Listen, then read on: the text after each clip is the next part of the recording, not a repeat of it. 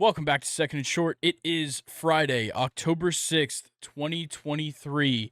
The wild card has reached a swift close. Very quick, all straight sweeps.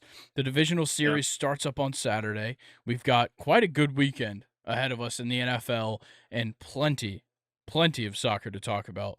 Luke, how are we feeling going into the weekend?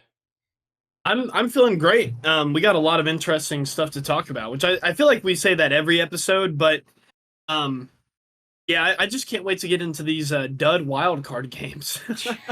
Yeah, they're Oh interesting. man. A very interesting wild card round. Yeah. Now that it's the second year of this 6 teams per league in the playoff, it definitely there. I have some things to say, but we'll get to Yeah. that after the NFL weekend preview. Then we'll talk those MLB playoff games, Premier League weekend review or preview, Champions League match day 2 recap, up the tune, and questions time to close it out. Luke, before we get into it, it looks like Jonathan Taylor is back and going to play.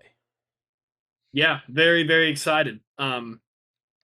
I have in one of my fantasy leagues, I have him and Zach Moss, so I'm good whoever plays. Yeah.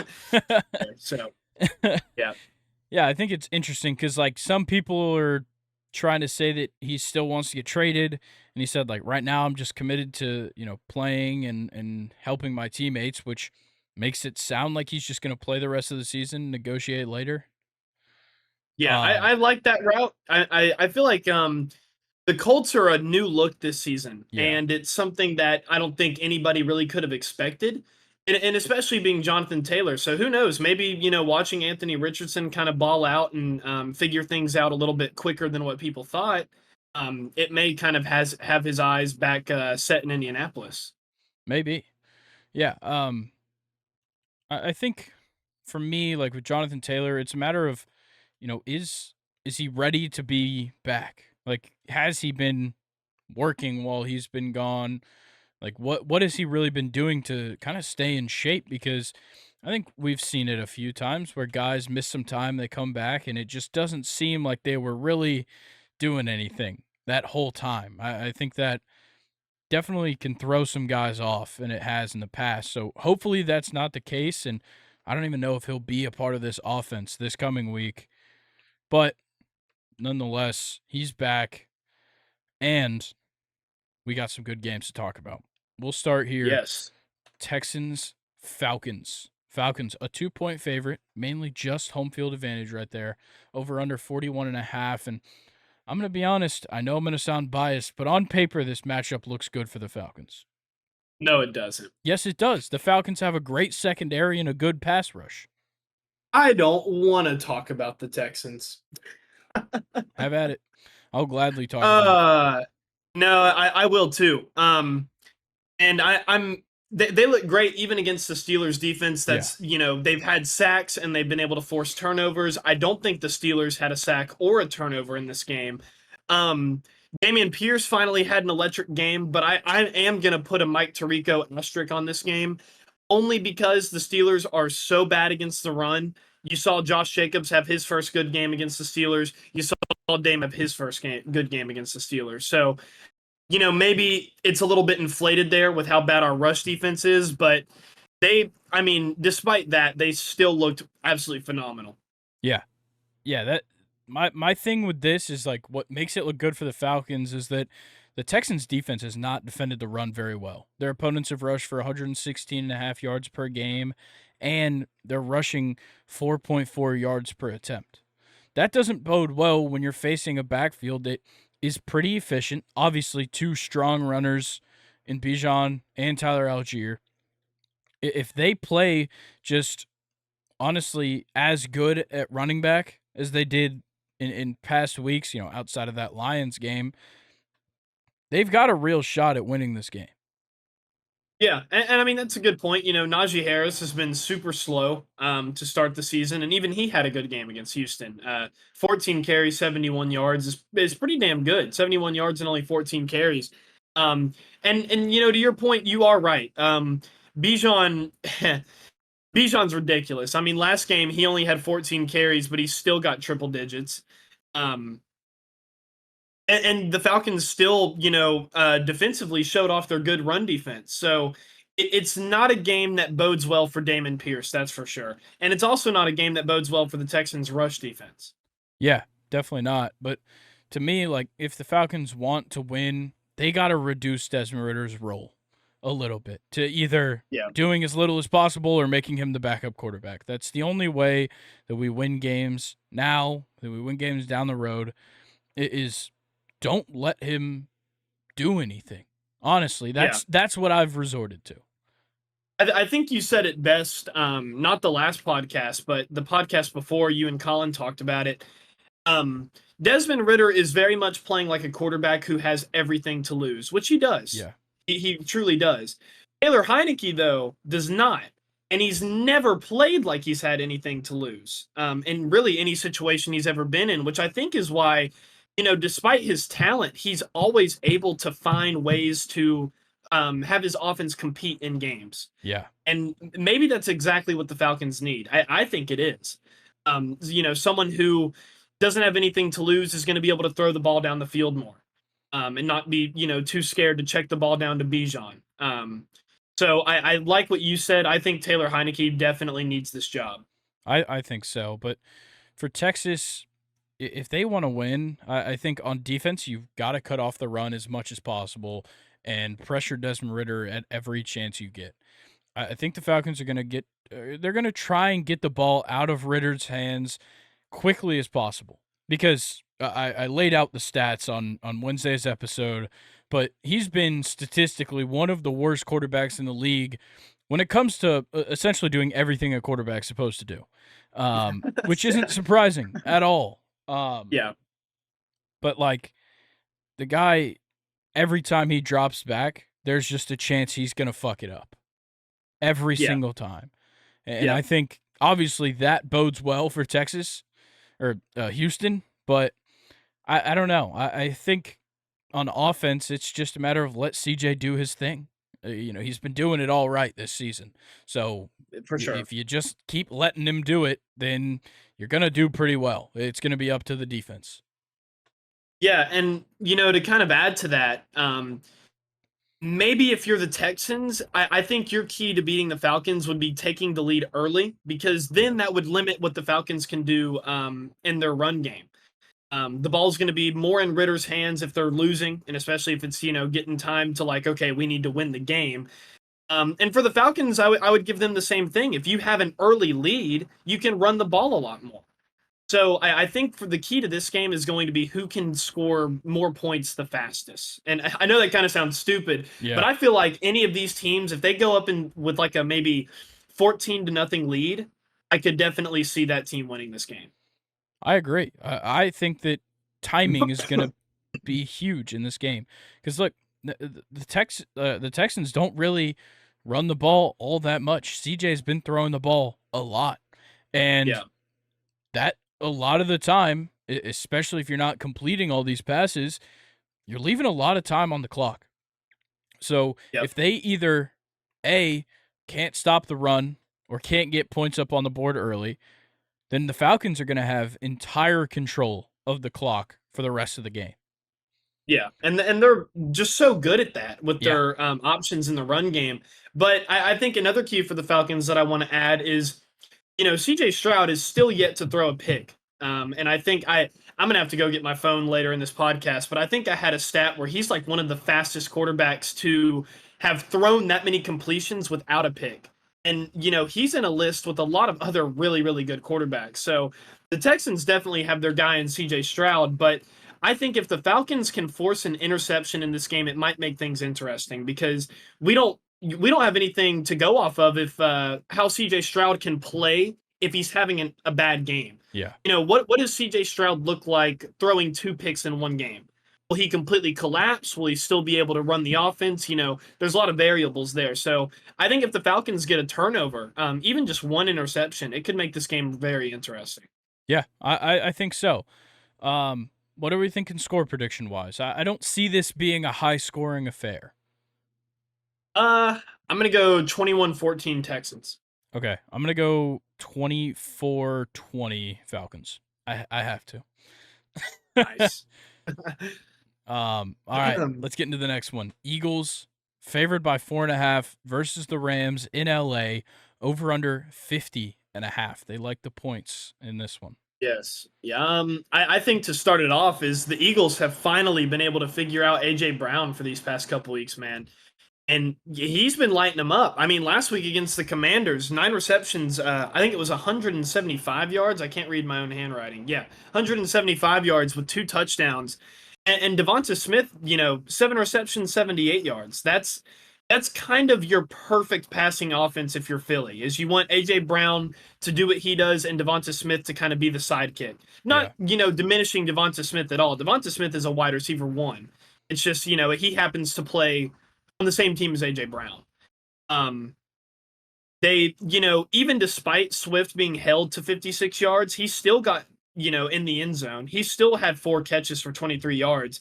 So this Eagles offense is starting to really, I really think, get it together.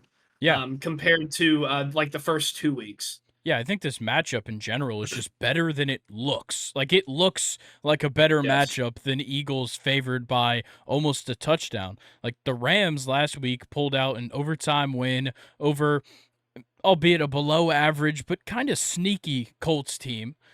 Meanwhile, the Eagles, coming off of a win in an overtime thriller with a pretty good Commanders team that has a pretty solid defense and a relatively good offense, going into this game, like every game we talk about, I kind of have some keys. I don't need to give either of these team keys to winning this game. The Eagles are just going to continue to run this perfect balance of pass and run. Yep. And the Rams are just going to keep throwing to Puka Nacua and using Kyron Williams in the red zone. And honestly, the only thing I have to tell the Rams is play some better defense. That's it. Yeah. Yeah. Because they're just giving up too many especially points. with how the Eagles have defended against the pass this year, to me it's actually a miracle they haven't lost at least one of these games. I honestly thought the Commanders had them. I think even the Commanders got the ball first in overtime. I genuinely thought the game was over. Yeah. I thought the Commanders were going to go and score. Man, Matthew Stafford is going to light up this Eagles defense. I really think it's going to be a high scoring game. I don't know if the Rams will win, but I really find it hard to believe that Matthew Stafford's going to struggle here. He might get sacked, but he's still going to probably throw the ball 45 times for 300 yards and a couple touchdowns. Yeah, I see that as well.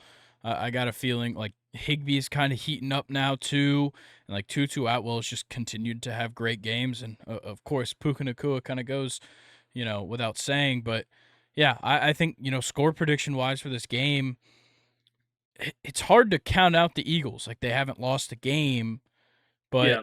this is a worthy opponent. Yeah. Despite the Rams, what they're 2-2. Yep. Um, Yep. Despite that, I still think they're a very good team. I obviously think the Eagles are a good team, but I'm gonna go for the upset. I'm gonna take the Rams. Yes. I'm gonna go I love it. 35-28. Or So, no, 35-31. 35-31. Okay. So you got a 4-point game for Los Angeles. Yep. One more thing that I wanted to bring up, though, before I give my score prediction. Anthony Richardson versus this Rams defense, rushing wise, 10 rushes, 56 yards, and a touchdown. Last week, Jalen Hurts against the Commanders had 9 rushes for 34 yards. I think if the Eagles will surely win if they can expose that kind of poor, like, quarterback scramble type of running, because Jalen Hurts is just so good at it. Probably better than Anthony Richardson, or at least maybe not as athletic, but a smarter runner. Yeah. I think the Eagles can win that way, but I'm going to go with the upset with you. I'm going to go 28-24 Rams. Okay. That doesn't Yep. bode well for the Rams. Both of us picking them to upset. That's definitely not going to happen. Yeah, not at all. Is Cooper Kupp coming back yet? Do we know about Cooper Kupp? I don't know if he's back this week. Might as well go ahead and check. He was a limited participant on Wednesday in practice. So okay, so it's looking better. It's looking better. I wouldn't say he's likely. Yeah. He's a definitive questionable. Puka Nakua, with how he's been playing, man, if You you add really Cooper need him? Cup, yeah, especially with Kyron Williams too. Yeah. I mean, I mean, like seriously, let's take a step back and look. Let's look at the broader picture. With Cooper Cup coming back, and let's say the Rams play better defense, what is the ceiling for them? Super Bowl. Because I mean, you and I have been covering that. I don't know if I'd go that far, but I like think that's the this ceiling Rams 100%. okay, ceiling, yes, and that's what I said. So I'll go back on that one, but it's crazy. I feel like you and I are the only ones that understand how good this Rams team is. Like we're second and short Yeah. are the only people that give them any credit. It feels like I, they're just going to be so dangerous when Cooper Cup comes back, man. Yeah. And Seriously. if they can make just a couple of moves on the defense, like this is a good time to trade right now. Yeah. Now that you've seen what your team does, make a couple of moves. I think I think the Rams know that they should probably start winning now because Matthew Stafford and Aaron Donald are both kind of in their final years. As much as I don't want Yeah. that to be the case, I think both of them dealing with injuries at this point in their careers, with Aaron Donald basically saying, like, I don't have to play football anymore. Like, Yeah. these guys are probably nearing the end. You need a Super Bowl. If you want to win another Super Bowl, it's got to be in the next 3 or 4 years. And I think Yeah. go ahead and give it a shot this year because what? One team has just played a great football every time they've stepped out on the field, and it's the 49ers. The Eagles did not play a good game against the Patriots. Obviously, the No. Chiefs have their flaws. Like, nobody except the 49ers has played great football. If the Rams can pull off an upset on the 49ers, if they make some moves, I think they could just end up being the better team. Yeah, and I mean, you got to think like they lost Bobby Wagner and Jalen Ramsey in Yeah. one offseason. That's that's not good. But yeah, I would say the Rams, to your point, are in a position where they can be aggressive enough. Like I'm talking like maybe 2 first-rounders for somebody. I really Maybe. don't know who or where on the defense. I don't Yeah. know. It would have to be for me linebacker or secondary. Your D line's probably fine. But yeah, no, I like this Rams team a lot. Yeah, I do as well. But let's talk about the next one. Chiefs, a 5-point favorite going to Minnesota. Over under 53. I don't know. Okay, let's start with this. Fun fact. Kirk Cousins and Patrick Mahomes have never faced off in a game outside of a preseason game in 2021. Oh, okay. That's pretty crazy. Cool. It is correct. Yeah, that's crazy. Yeah. Uh, But yeah, when it comes Both to this coming off one, of, awful wins that they're coming off of. I Like, was about to say, yeah, an ugly quarterback play for both of them yeah. too. Um, They lucked out with their opponents last week. yeah, and I think what it comes down to is you had Pacheco who like probably had a career day, and then you had Alexander Madison who showed up. They kind of bailed out their quarterbacks in both of their games. Yeah. Yeah, this is gonna be this is gonna be a weird game because the Chiefs might be 3-1. I don't know about you, but they just seem so beatable this season. Yep. Like they're still a good team. I just see a lot of things that teams can exploit. And the Vikings on the other side is like they're 1-3. Kirk Cousins has kind of had back-to-back iffy weeks. And it's just not looking as good as it was for them earlier this season. I mean, my thing is how do you only complete 12 passes in the Vikings offense? It makes no And sense. Justin Jefferson was half of those and both of Kirk Cousins' touchdowns. And they won. And they won the game. Yeah. Oh man. I just like when you look at it, the Chiefs are probably going to win this game. And I don't Yeah. think it's because they're that much better. They're 3-1. The Vikings are 1-3. It seems like the Chiefs are like a significantly better team. I don't know if they actually are. I just feel like the Vikings are going to try way too hard to like make a statement this week, and it's going to result in mistakes because last week I think that's what happened as well. They were like, "Oh, we're playing this shitty Panthers team," when in reality they were just as bad as each other. They're both 0-3 going into that one. But they were like, "Oh, we got to try this. We got to try that." And it just didn't work. Now Yeah. they're going to go play, or the Chiefs are going to come to Minnesota, and the Vikings are going to be like, "Home crowd, this and that. We got to look good. This is the team to look good against." And they're going to look bad. Yeah. No, that's a fair point. I wanted to get your opinion. I know we're not covering these two teams, but the Panthers. Did What do you think about Bryce Young starting again I'm over fine with it. Andy Dalton? I'm fine with I it just because there's it's pretty clear to me that Andy Dalton is not the starter on this team. Bryce Young Yeah, is the starter, regardless of the outcomes, because in a year from now, Bryce Young is still going to be the starting quarterback, and Andy Dalton would not, even if he started the rest of the games this season. that's a fair point. That's Yep. just kind of my thoughts on that. Like I 100% understand when you use the first overall pick on a quarterback that you want to be your franchise quarterback, and he hasn't been horrible. He hasn't been Not great, at all. but Yeah. like, yeah, I think there's plenty of reason to put him back in. I think he definitely had his best game against Minnesota. 25 for 32, 204, no picks, no touchdowns.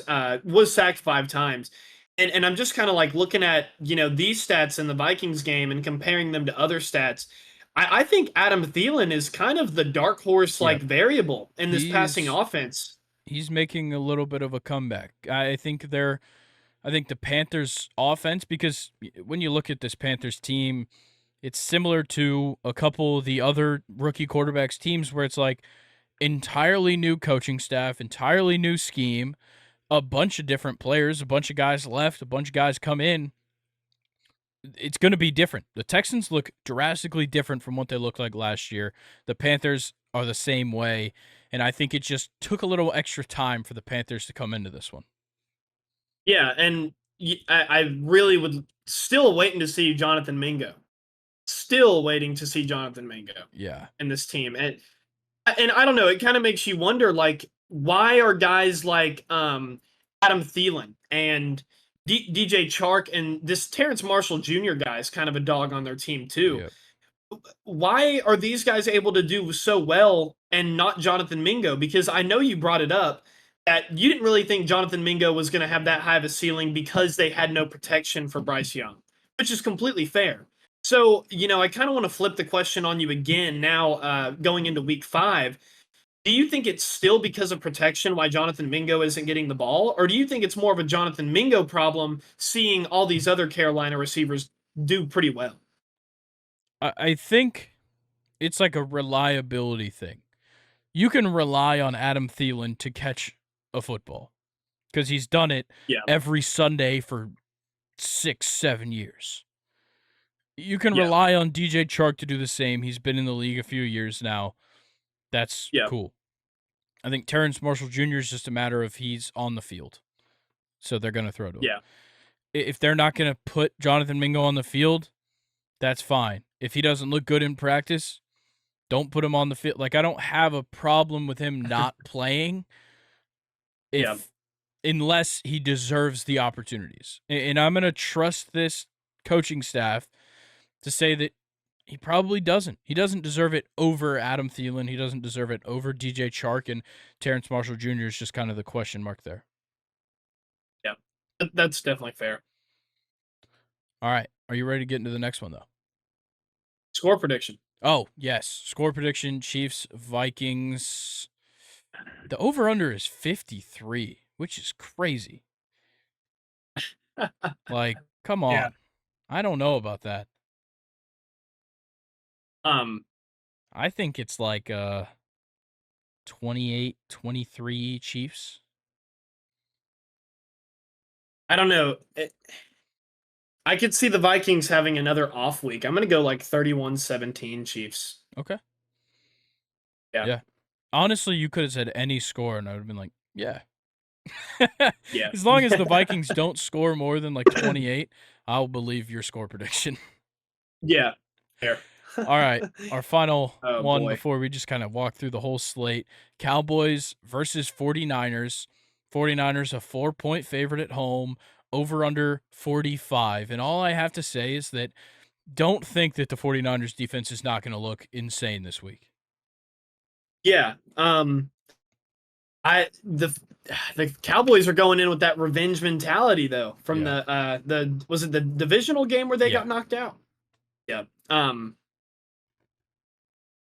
I mean the Cowboys kept it close there. I just think that Christian McCaffrey is on just a different level this season. This has definitely got to be one of his best seasons. Yeah. In his career. I don't know. Go ahead. I kind of think that the Cowboys defense is going to test Brock Purdy just a little bit this week. Yeah.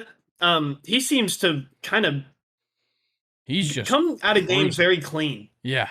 Yeah. He clean jersey kind of guy. Yeah. The thing is though, like you can try and test him all you want, but all he has to do is feed the hot hand. Christian McCaffrey's not human. He's not. He's not a human being. No. This man has 459 yards on 80 attempts this season. So he's now averaging a career high in yards per attempt at 5.7 yards per attempt. Well, he's also averaging a career high in attempts per game at 20. So he's getting more attempts and getting more yards per attempt. Crazy. Yeah. And he's already at his rushing touchdown total from last year. Oh, really? Yeah, he's got 6 rushing touchdowns so far, and he had 6 in 11 games last year. Oh my god! And I think isn't he on a streak? Isn't this like his 14th game in a row with a rushing touchdown? Like going into last season too. Something. Oh my! And Brock Purdy, he only had 1 incomplete pass. Yeah, that's ridiculous. The Cardinals. That like never happened. The Cardinals team that beat the Cowboys. Yeah, the Cardinals team that beat the Cowboys. I kind of like off topic, but a little bit on topic. Did you see the James Conner and Talanoa Hufanga fight? Yeah. After this game, so I just have to I really, really want to know what's going on. I didn't do any research or seen if any of the players talked about it, but James Conner is not a guy that I see fighting people. No. And the guy who trained with Baby Jesus, Troy Polamalu, I don't see him fighting with anybody either. They just seem like 2 very peace of mind players. Why and what happened to make James Conner grab his mouth? I have no idea. That fight was crazy. I think that fight was kind of underrated. I feel like it should have been talked about more. Yeah, it was kind of crazy to see because I think you're very much correct in saying that these are not 2 guys you'd see fighting. Yeah.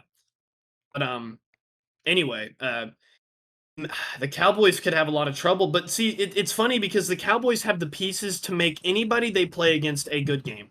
Yeah. But do they all the time? No. And the 49ers, as you and I both know, it is not a team you can make mistakes against. I mean, even in the Cardinals game, their offense put up 35 points, but Deebo Samuel, I'm looking at it now, he didn't even have a target in this game. He only had those couple of rushing yards. Brandon Ayuk comes back, and he's 6 receptions, 148 yards. Christian McCaffrey had 71 yards receiving and a touchdown. I don't know. I don't see the Cowboys being able to stop all of this. But then again, this 49ers offense, we haven't seen it be, this good.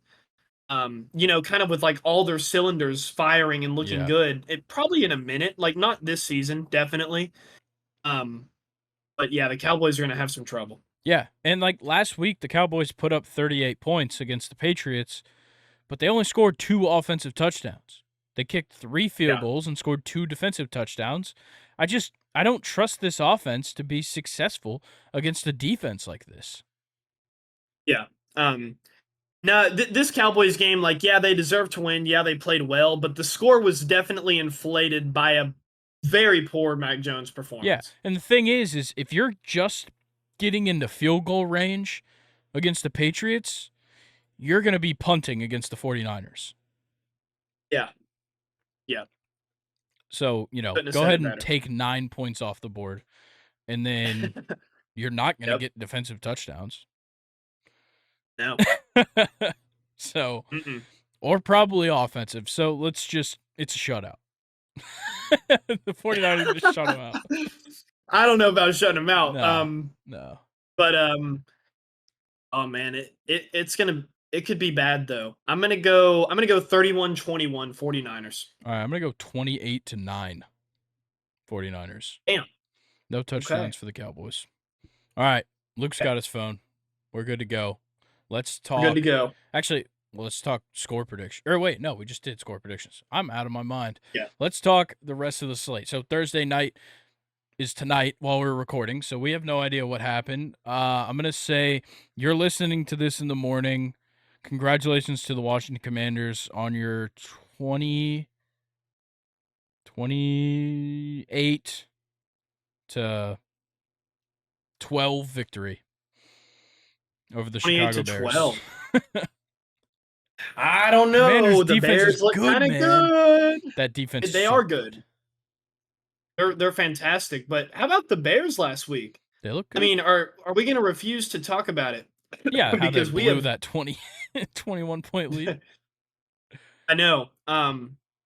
Justin Fields looked okay though. Yeah, Finally, he did.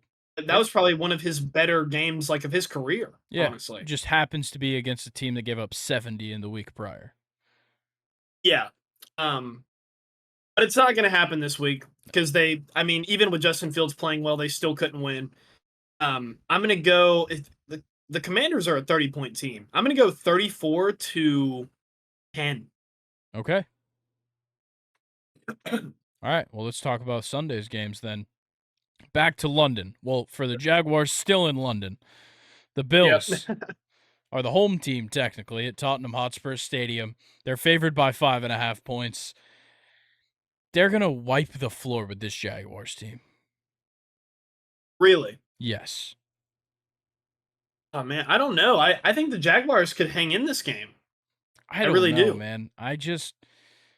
The way that the Falcons played them last week, where like the defense wasn't bad. Me and Colin talked about this on Wednesday. The defense wasn't bad. They just gave up Yeah. defensive touchdowns. I think, the offense and Desmond Ridder entirely lost that game for the Falcons and kind of inflated the Jaguars score. I don't see them doing anything close to what they did to the Falcons. And I got a feeling the Bills end up taking this one like 31 to 17. 31-17. I don't know. I like the Jaguars' chances against the Bills if they're able to get Etienne going. But that Falcons rush defense is no joke, and Etienne really couldn't find any success against them. Yeah. I think it's going to be a lot closer, but the Bills are the better team. I'm going to go like 28-21 Buffalo. Yeah. I like that. Oh, I did just forget that Tre'Davious White is out for the rest of the season. So I'm going to change my mind. It's going to be 31-24. That's not a big difference, but changes things. And Von Miller's out. Oh, wow. So, next game, Panthers-Lions. The 0-4 Panthers go to Detroit, face the 3-1 Lions. Detroit favored by 10. Yeah. That's Yeah. about right, I think. Yeah, I'm going to go 6 to like 21 Lions. I like that.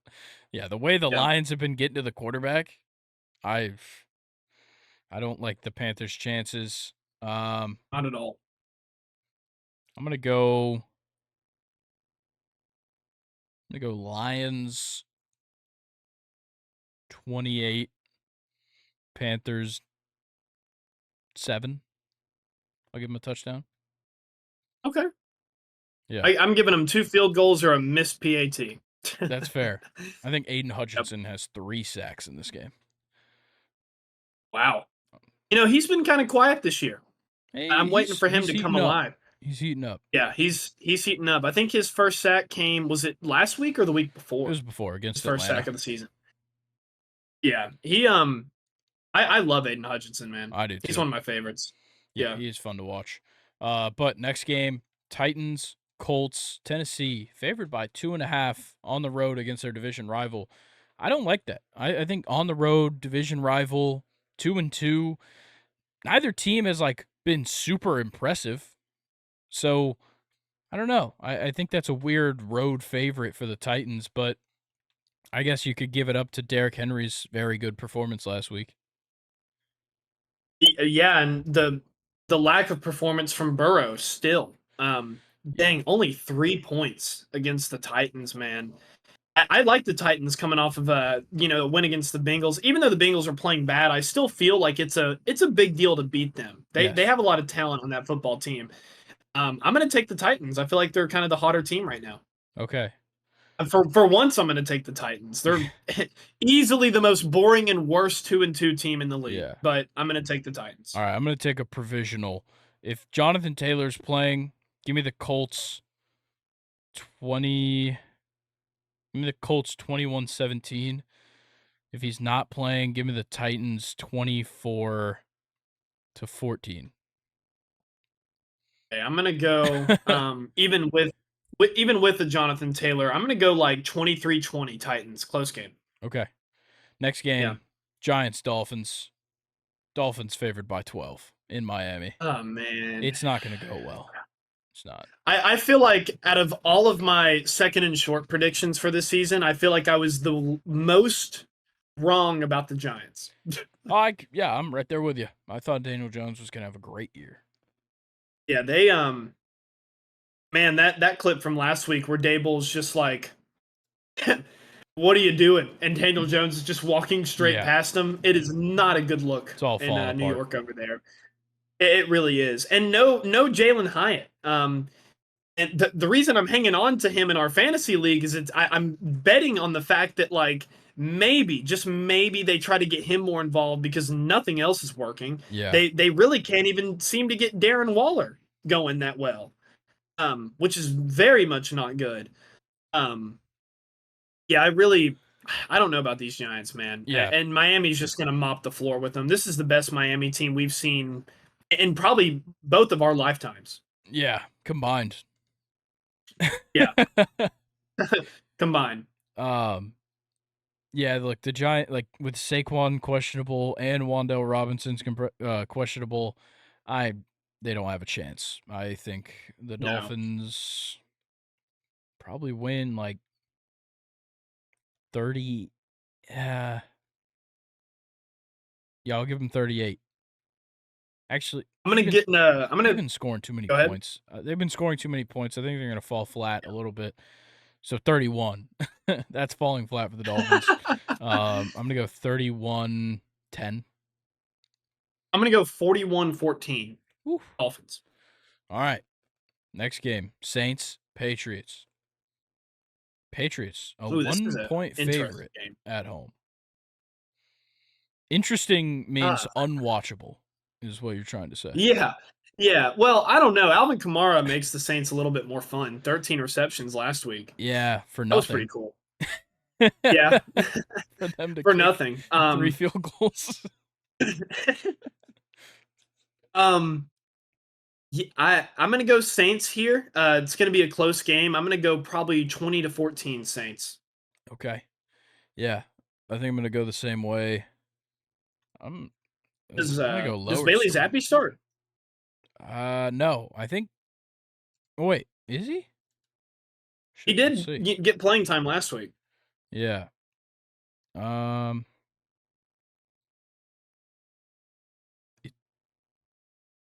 I don't see Mac Jones on the injury report. So maybe he's back. Okay. Already? I don't know. I think it's this looks like a 17-3 Saints. Yeah. Patriots are just bad, man. They're terrible. And they can't even. I was really high on Ramondre Stevenson. With them getting rid of Damon Harris and Ramondre looking so good last year, I was so excited for him to be the main guy in New England, and they can't get him going either. Yeah, he has 60 carries for 164 yards, which is more rushing yards than Zeke. Give him that. Right? Yep. All right, next game, Ravens-Steelers. What do you think? Baltimore, Okay. 4.5-point favorite on the road. All right. You ready for a rant? Let's hear it. I have to do it. I have to do it. Matt Canada. You know that guy, Grayson? I sure do. I have more Matt Canada stats for you. These will absolutely mind fuck you. It the Steelers offense, like I think the Raiders game gave me way too much excitement for what really goes on Yeah. behind the scenes. So this is from a Steelers fan account that I follow, Steel Nation, shout out. Been following you guys for years now. The Steelers have played a month of football, which is 4 games, Grayson. Yep. They recorded only 4 first downs in the first quarter in 4 games. That's like fucking ridiculous. Yeah. I'm not done.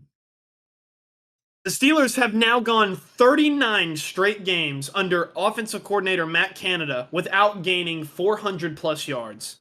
During that span, other teams have done that 295 times. Steelers have not done it once. Against the Texans, they had 225 yards of total offense today. Or, sorry, I'm reading it. Against the Texans. They've been under 300 in 3 out of the 4 games this season. I'm not done. The Steelers have yet to attempt a run inside the 5-yard line.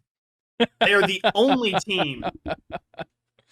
They are the only team in the NFL with that little conundrum there. I'm not done. The Steelers have put together 48 drives this season. 46% of them ended in 3 plays or less. 50% ended in a punt. 67% ended in a punt, turnover, or turnover on downs. I'm still not done. Through the first 4 games of the season, this is what the Steelers' first quarter offensive stats look like. 42 run plays, 163 yards. This is all in the first quarter, by the way. 3.29 yards per play. 1 touchdown, 3 interceptions, 3 sacks. Are you done? All of this to say, this is the first time in my life, Grayson, that I do not want to play the Baltimore Ravens. Yeah. And, as a Steelers fan, that hurts my pride a lot. That Baltimore is going to absolutely mop the floor with us. I really think so. The only other thing that I have to go off of is the fact that Lamar Jackson really has never played well against the Steelers. I think he's like 4 touchdowns, 6 interceptions against us. But it's going to take, once again, another defensive miracle to make us 3-2 against this Baltimore team. Because they just Baltimore looks really good. The Steelers don't look good. So, there you go. Yeah, I still trust you guys' defense enough to, make sure this game doesn't get out of hand. I'll say that. I think, oh, man, Lamar hasn't had an outstanding passing performance this season, and I think this would be the team to do it against, unfortunately. Yep. So, I think I'm gonna go Ravens. I'm gonna go Ravens 24, Steelers 10. Probably a defensive touchdown. Okay, and probably a defensive touchdown. Nice. And another thing to kind of continue my rant before I give my score prediction is I think for the first time, I have always been the biggest Mike Tomlin defender. And, before I even say this, I still want to say there's no other head coach in the league that I'd want other than Mike Tomlin. I absolutely love this guy. But the complacency with how bad that this season has gone is unbelievable. The fact that we are so content in not changing our offensive play calling or our offensive coordinator is beyond me. And the fact that Mike Tomlin can sit up there in a press conference and tell a room full of reporters that we don't plan on making changes to like our play calling is absurd. And you know, another big thing is going back to like, you know, my Steelers history as being a fan is like this is really the first time where I'm a little bit pissed at Mike Tomlin and Yeah. kind of the whole Rooney family for not being more aggressive and trying to change things this season. Kenny Pickett has looked way worse this season than last season, and a lot of people are going after him too, but it's like maybe if we had a better offensive coordinator, Big Ben wouldn't have looked so washed up. Mitchell Trubisky wouldn't have looked so bad last year when he started, and Kenny Pickett wouldn't be struggling right now. There's a common denominator in all of this, and it's that motherfucker Matt Canada. I just wish Mike Tomlin was a little bit more aggressive in wanting to change that. So score prediction, I'm going to go 21-17 Steelers. Come on, baby. You see that? You see that? There's no fucking No way you way. just did that. No way. There's no way I'm going to say that Baltimore's ever going to beat the Steelers. Fuck you, Baltimore. 21-17 Steelers. You mean to tell me you just went on like a almost 10-minute rant about the Steelers to just say they're going to win against one of the best defenses in the league right now? Hey, there's another good defense on the other side of the ball. It's fair. That'll be on the field offense. a lot. Dude, if Presley Harvin plays, it's over. With how many punts, he'll be putting them inside the 5-yard line so many times. We're bound to get a field goal. Yeah. But all right, I'm ready to move on. Okay, you sure? Yep, I'm good. Okay. Bengals Cardinals. Just this is my actually no. The next game is definitely gonna. Never mind. This game sucks. I'll go ahead and say it. It sucks. Yeah, Josh Dobbs is going to beat Joe Burrow though. Maybe. They might just. I don't know. The Cardinals had a lot of receivers that had a really good game last week against the 49ers. I think Marquise Brown had a good game. I want to look at the stats again. Let's see, real fast. Gosh, all these tabs I gotta open. The struggle is real recording these podcasts. You need to get a monitor. Michael Wilson. Yeah, I need to get it like a dual monitor setup. But yeah, Zach Ertz had a good game. Michael Wilson had a good game, and Marquise Brown had a good game. Despite them putting, only 16 points up, the Bengals are a team that you can run against too. And I feel like Josh Dobbs and James Conner can figure out ways to exploit that. So I'm going to take the Cardinals. Yeah. It's so hard to like see the Bengals versus the Cardinals and ignore the records and just be like, the Cardinals are going to win. Like, it seems like that's impossible to just be like, yeah, the Cardinals are going to win this game, but I don't know, man. I feel like this game is just going to suck so bad that, like, it's going to be so bad that the Bengals end up winning. Like, it's going to be horrible. And you could kind of say that about their one win against the Rams, too. Yeah. That was a bad game. Yeah. It was so bad that they won. I think it goes the same way. I'm going to go Bengals 20, Cardinals 14. I think a underrated player on the Bengals right now that deserves to be in the hot seat that isn't is Joe Mixon. Yeah. I kind of feel like for, last season and this season, we have not really seen him get going like he normally has been at all. So, he's been I don't know. Joe Mixon's in my hot seat. Yeah. All right. This next game is my two drunk people punching each other game of the week. Jets Broncos. If Zach Wilson looks like he did last week, though, this is going to be they're going to open a can of whoop ass on the Broncos. Yeah, and I mean, hey, the Broncos have proven that they have that comeback gene there. It's true. It's the Bears. Man, I don't know who to take this one. It really is just who's going to get drunker. Yeah. Who's going to punch the hardest and Yeah. feel the Who's gonna less? get who in this matchup is gonna be drunk enough to punch with like hate in their heart? And I think it's Denver. I'm going to take the Broncos in this one, I think. Okay. Yeah. Yep. Yeah, I'm gonna take the Broncos as well. Zach But then Wilson's gonna again, throw picks. That's the problem. wouldn't it be so nice to see Zach Wilson continue to have another good game though? It I would would. love to see that. It would. I would- I gotta say, I was impressed. Not just by how he played, but how he acted in that game. Like saying it was his fault on the sidelines is wild. And like the disrespect that he got from I can't remember who that guy was that did the interview with Chris Jones after the game. That was bullshit. Oh, it was Rodney Harrison, the Yeah. Patriots legend. Yeah. That I think he's was Patriots legend. bullshit. Yeah, and I felt like he may have gotten too much hate, like saying it to me it didn't seem like he was baiting Chris Jones to like respond in that way. I just genuinely felt like Rodney Harrison like felt that Zach Wilson was a sorry quarterback. I don't think he was necessarily baiting Chris Jones to be like, oh yeah, we knew, on national television, but it definitely was like pretty egregious.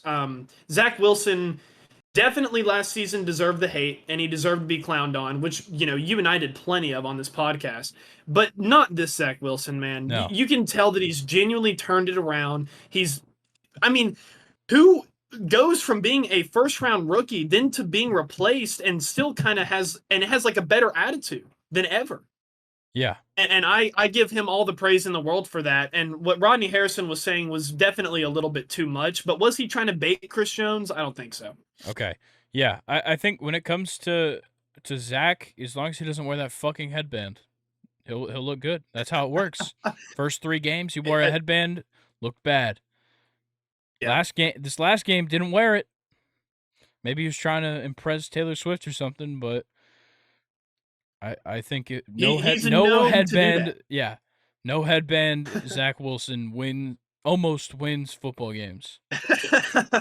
Almost wins football games. No, I'm telling you, man. Yeah, Zach Wilson is a completely different person. All it took is for him to watch Aaron Rodgers play in person, and he was like, "Okay, I'm not the shit." yeah, yeah. So I think that was really what did it for him. But like I said, I'm going to take Denver.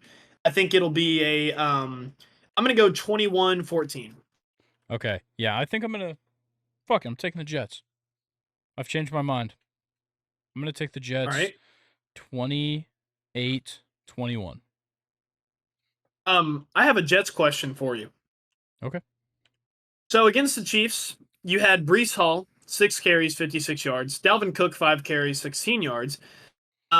Michael Carter was in there with a carry with 9 yards, and that Xavier Gibson, 2 carries, 13 yards.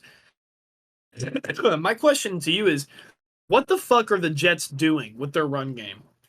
How can you fuck up this? Like, if the Jets had the same coaches that the Falcons do, they might put up 40 points just with their running backs.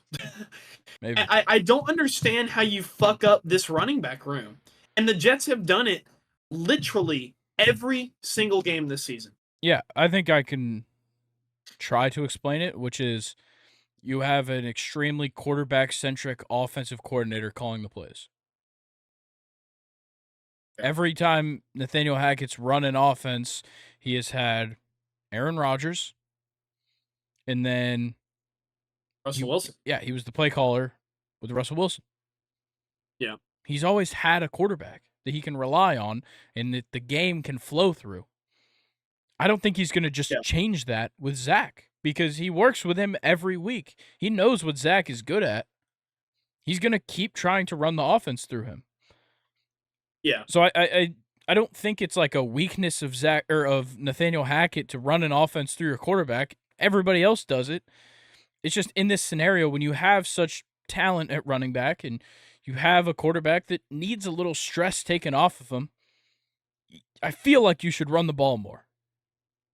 Yeah, and I'm just looking at it now. I said that Breece Hall had 6 carries for 56 yards. His longest was a 43-yard run. So those stats are kind of inflated there. It really should have been worse. I just wanted to ask you because it's just very interesting how you have guys like Michael Carter, Dalvin Cook, and Breece Hall, but they are just non-existent in this offense at all. Yeah, it is kind of weird. But all right. All right, Sunday Night Football. What else we got? Oh, wait. We already talked about that game, too. So I guess Monday Night Football is the next one we haven't talked about.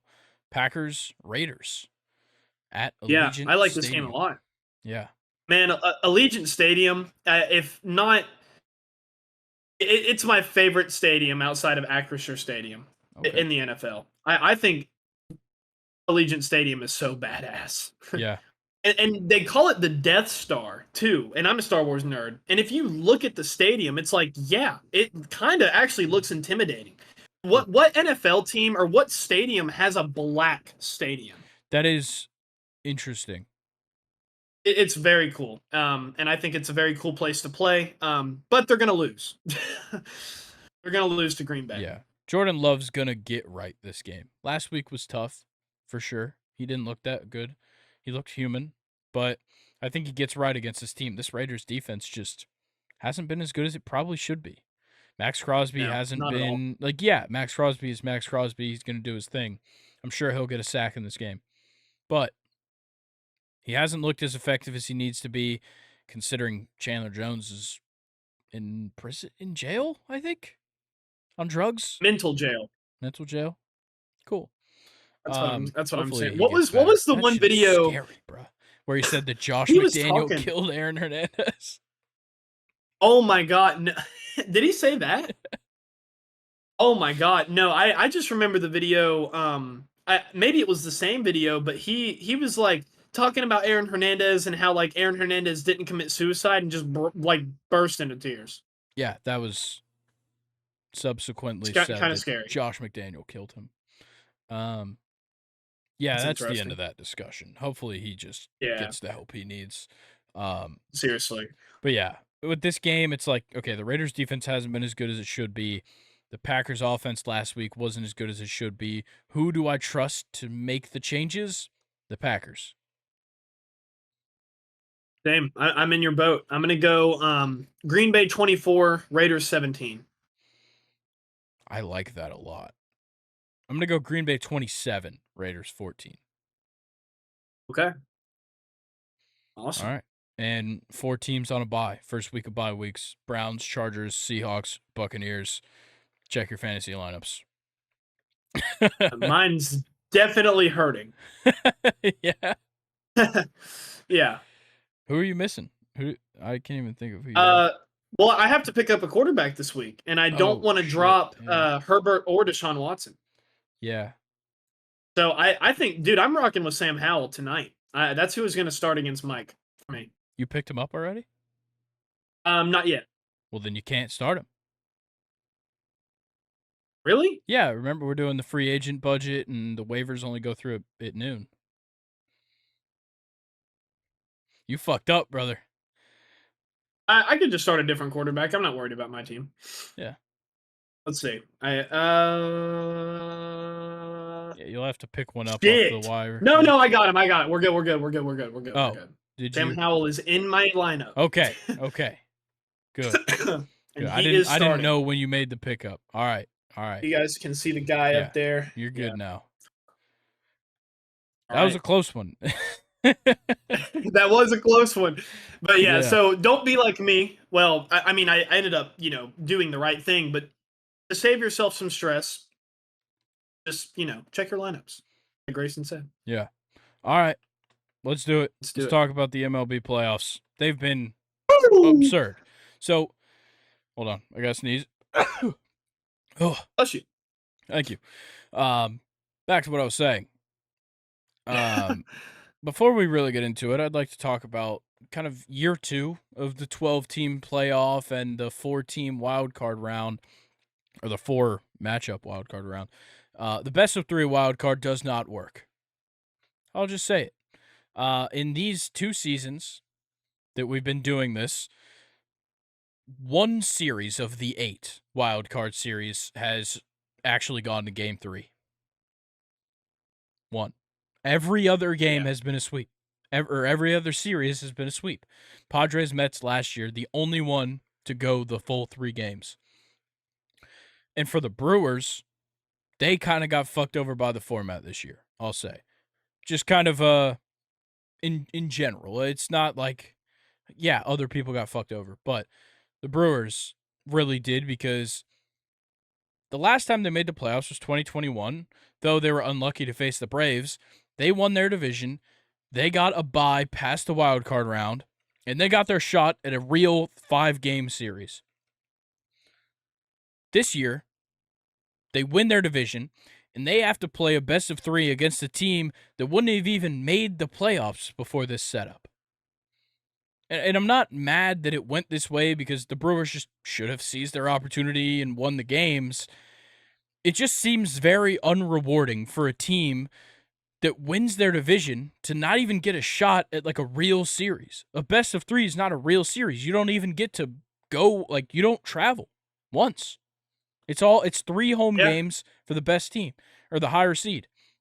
It's not a real series. And every team, I just want to point this out, every team that has won the NL Central in the modern wildcard era, so technically that would be 2020 because it stands alone, had a weird playoff, and then 2022, 2023 has been the 3rd seed, and each of them lost while hosting a wildcard series, and they were swept in all of those.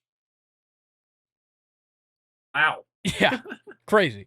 But it's just like it's tough luck that the Brewers lost. It just it does show a flaw in this system where it's like this team spent the entire year. They won 92 games, I think, and it meant nothing.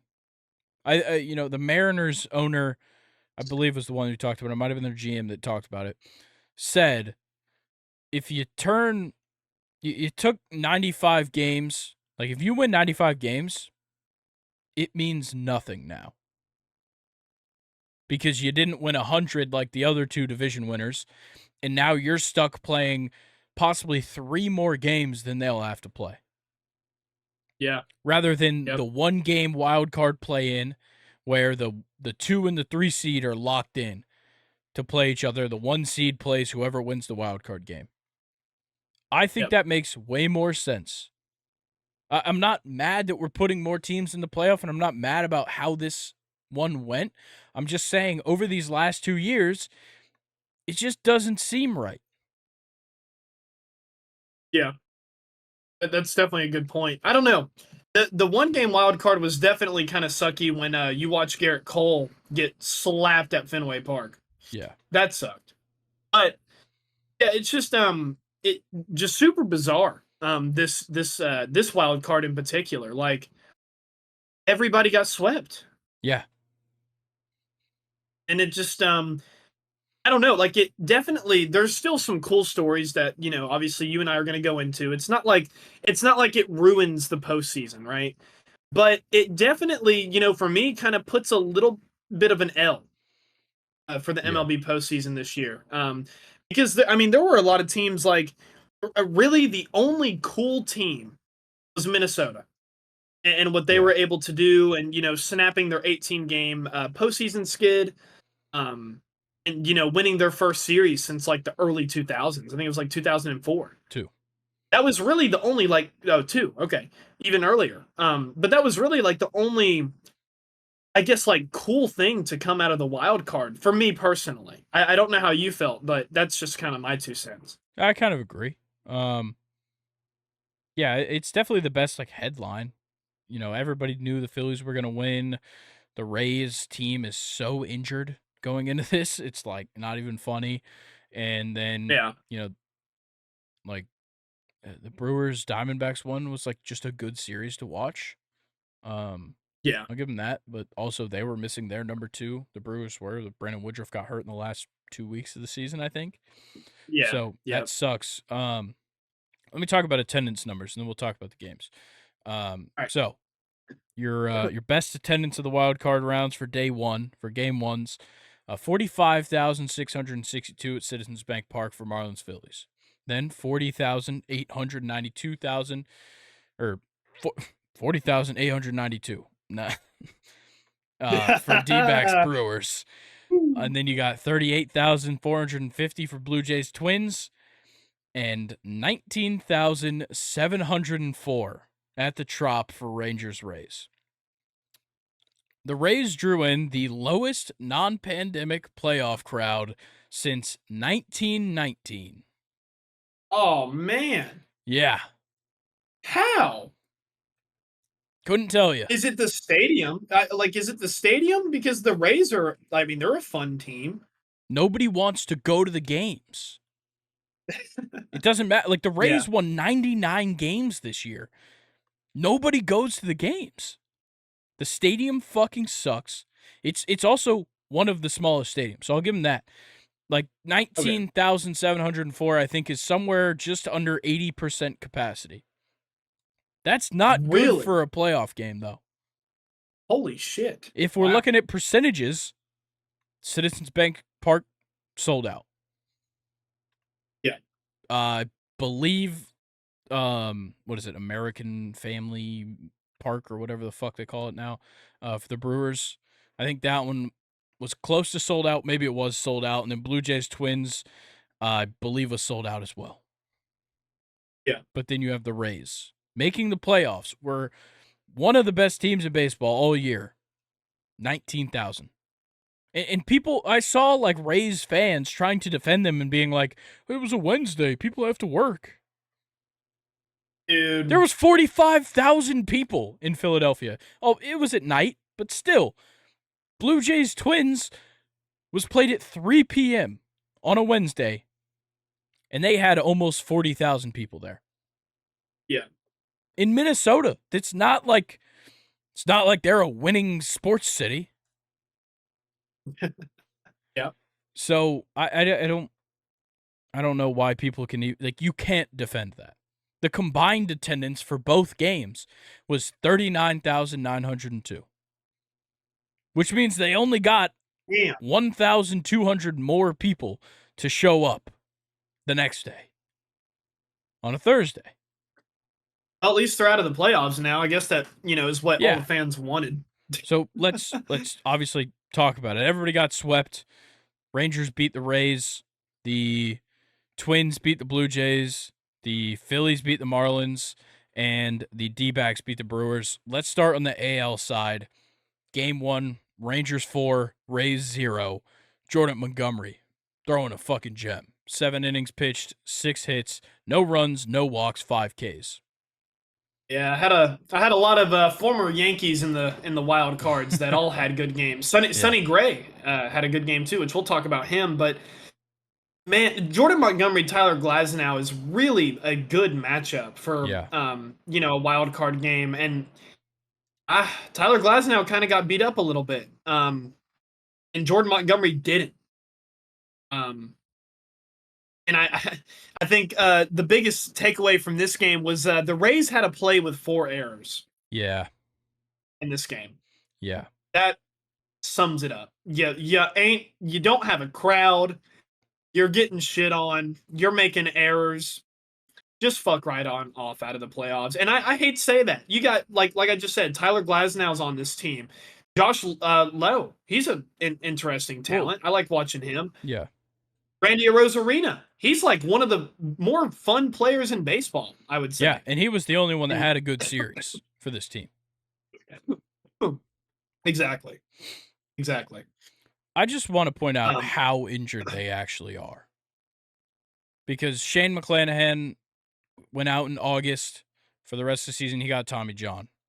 Shit, I forgot about him. Yeah. Damn. Shane Baz, another starting pitcher, young, great player, Tommy Johns. Drew Rasmussen, elbow surgery, putting in a brace. Brandon Lau, 2 weeks before the season was over, fractured kneecap. Luke Raley, their starting first baseman. Or not starting first baseman. Yandy Diaz starts first base. Whatever, he starts in the lineup. Luke Raley, neck injury in the final week of the season. Like, that is so unfortunate. And I get it. You got to play with what you got. But that is tough. Oh, yeah. 100%. And then it, didn't get better for their pitching in game 2 either. You had Zach Eflin got shit on. Oh, yeah. He was very bad. much shit on. And Nathan Eovaldi, though, on the other side, looked amazing. Oh, my God. Like, that is how you win playoff games, is you have guys like Jordan Montgomery and Nathan Eovaldi who give you back-to-back outings like that. You're kind of unbeatable. Yeah.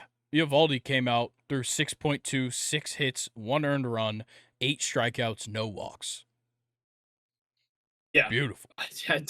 Doesn't get much better than that. No. At all. I want to point out a very funny statement that was made on the broadcast. Great announcer here, Sean McDonough. Love him. Love when he gets excited and his voice starts cracking like nothing. But great statement to sum up the Rays home series. He said, "Some booze starting to come down from the group. I'm not sure we can call it a crowd. The group here at the Trop. Hilarious." Damn. Yeah. And another thing I wanted to bring up too is it's not even like the Rays weren't getting hits. They just didn't have an offense. Yeah. They were hitting the ball fine. Yeah, they had 8 hits. Just They scored 1 run. yeah, and I think they had more hits than the Rangers last game. No, they didn't. But I mean, still only 3 less hits. Yeah. But yeah, just a brutal series. But you know what? The Rangers played good. They were fun to watch. I'm glad they're going through. Yeah, and like they were putting up runs. Corey Seager was playing well. Adolis Garcia hit a solo shot in this one in game 2. Yeah. Josh Young went 3 for 4, scored 2 runs, and had an RBI in this one. Like they deserved to win this because the Rays just don't have enough. Evan Carter. Yeah. He looked fantastic the whole series too. One of I'm the youngest players to hit a home run in a playoff game. Yeah, he's been fantastic, and I think with the Rangers is you can kind of look at their last season injuries, or no, not last season, their regular season injuries at the end of the season. I think it may have opened up some opportunities for some guys to step in. Yeah, which now that their healthy guys are back, it pretty much just means you have more depth now. Yeah. To go through, and that's kind of what I'm seeing with this Rangers team, and that's I think a big reason why they were able to get over this Rays team. Yeah, I definitely agree. So just one last thing, MLB teams that started the season 13-0 have a combined 0 postseason wins. That would be the 1982 Braves that were swept by the Cardinals, the 1987 Milwaukee Brewers that failed to make the postseason, and the 2023 Tampa Bay Rays, who were swept by the Rangers in the AL wildcard round. Play bad early on. Yeah, exactly. It's just it just reiterates the importance of getting hot at the end of the season. Yeah, which is I feel like that's a pretty big deal. Going into like playoff times for any sport, you kind of I think you get to forget about records in a way. You know what I'm saying? Yeah, like I agree. It comes down to who won in weeks 13 through 17. Who, in the MLB is winning their series right at the end of the season. And I think that's kind of what we saw really all throughout this wild card. Yeah. Oh yeah. So let's talk about the other series. Blue Jays, Twins. The Twins take game 1 3-1 and record their first postseason win after losing 18 straight postseason games. Yeah. I mean, where do we even start? Royce Lewis? Gosman had a horrible game. Yeah, Royce Lewis. Jesus Christ. Woo. 2 home runs. That's how you win RBIs. games. Yeah. That is how you win games. Yeah. Crazy. That guy just keeps getting talked about on this show. Grand slams, home runs, like ridiculous. The season he's had. And he's young too, man. Yeah, I know. Johan Duran. How about that? Both the games man. he came in. God. That man throws hard as shit. Just got to point that out. Yeah, he really does. Oh, my God. He really does. And he's got that arm angle that we talk about, like with Camilo Doval, where, like, you throw it from, like, just outside over here, and it just fucking – it's like a wiffle ball. Crazy. I love it. Shout out Carlos Correa. We talked. This is why I brought it up. That MLB article of the players who are very good players who didn't really have the best regular season that can turn it around. I think Carlos Correa was on that list, and look at him in game 2. He phenomenal. Yeah, I need to address this. How wildly bad I was at picking my wild card picks. You can go to the Instagram and you can see what my predictions were for the wild card. It was bad. I had the Rays sweeping the Rangers. I had the Blue Jays winning in 3. and I had the Brewers winning in 3. Not good. I had the Phillies winning in Not 2, good. though. I got that right. Um, Yep. so what does suck is that the Brewers aren't going to beat the Dodgers like I predicted, which is tough. It's probably a good thing that matchup didn't happen because it wasn't going to be right. Um, Yeah. but yeah, back to this. Like, just it is crazy to hear the Twins fans start chanting, "We want Houston." I don't like that. After game 1, they did that too. After I game don't like 1, that. yeah. I don't like that. That's a little bit dangerous. Yeah, but all the respect in the world goes to that Twins bullpen because Pablo Lopez pitched a great game to start, 5.2 innings, gave up the run, had a couple of base runners, made sense to pull him out, and he was at 93 pitches. The bullpen pitched 3.1 innings, only gave up 2 base runners for the rest of the game. Huge props to them. Yeah. Vladimir Guerrero did his best impression of the Invisible Man in this series. Bo Bichette, the opposite, though. Bo Bichette was really, him and Kevin Kiermaier, in my opinion, were really kind of your offense. Even though Kevin Kiermaier didn't get a hit in game 2, he was still on base. And those are really, in my opinion, the only 2 guys that really came to show up. I mean, you could say George Springer in game 2, but you've got to talk about going 0 for 5 in game 1. They just fucking fell apart, dude. Fell apart. Yeah, brutal. And to talk a little more about game 2, the first ever pitch clock violation in postseason history goes to Max Kepler in the batter's box. Kind of surprised. Wow. Yeah, first way that one goes is from the batter, and actually kind of sucked. It was a 3-1 count, and then didn't get back in the box in time. Went to 3-2, got caught looking, struck out. So that's kind of tough. But yeah, who cares? You just swept the Blue Jays. You're going on to the NLC or the ALDS. So I wouldn't be that mad. Like we said, their first playoff series win since 2002. But I want to talk about 2 mistakes made by the Blue Jays in game 2. First, Vlad Guerrero Jr. had a 16-foot lead off of second base at its peak and was picked off at second by Sonny Gray, who said after the game that Carlos Correa told the Blue Jays or told the Twins pitchers going into this game that the Blue Jays base runners couldn't hear their third base coach in game 1. So obviously the same thing's going to happen in game 2. I will say that place was bumping. The Twins fans came out crazy. They look great. Yeah. And so he told that to all the pitchers. Sonny Gray took advantage of it on Vladdy, who took a big lead. And they had actually planned that if Vlad Guerrero or any of their slower players got on second to pick them off. So you gotta love those baseball tactics, man. Yeah, gotta love it. I just want to point this out because I've given Carlos Correa his shit. This is what earns shortstops the big bucks. When you can command your team like that and you can make calls like that, that's a big deal. Yeah, that's kind of, I guess, like that's kind of one of those things where it separates him from regular baseball players, kind of thing. He's one of the better ones. And I think you had other things. There's one thing I wanted to talk about with the Blue Jays too. Yeah, pulling out Jose Barrios is fucking ridiculous.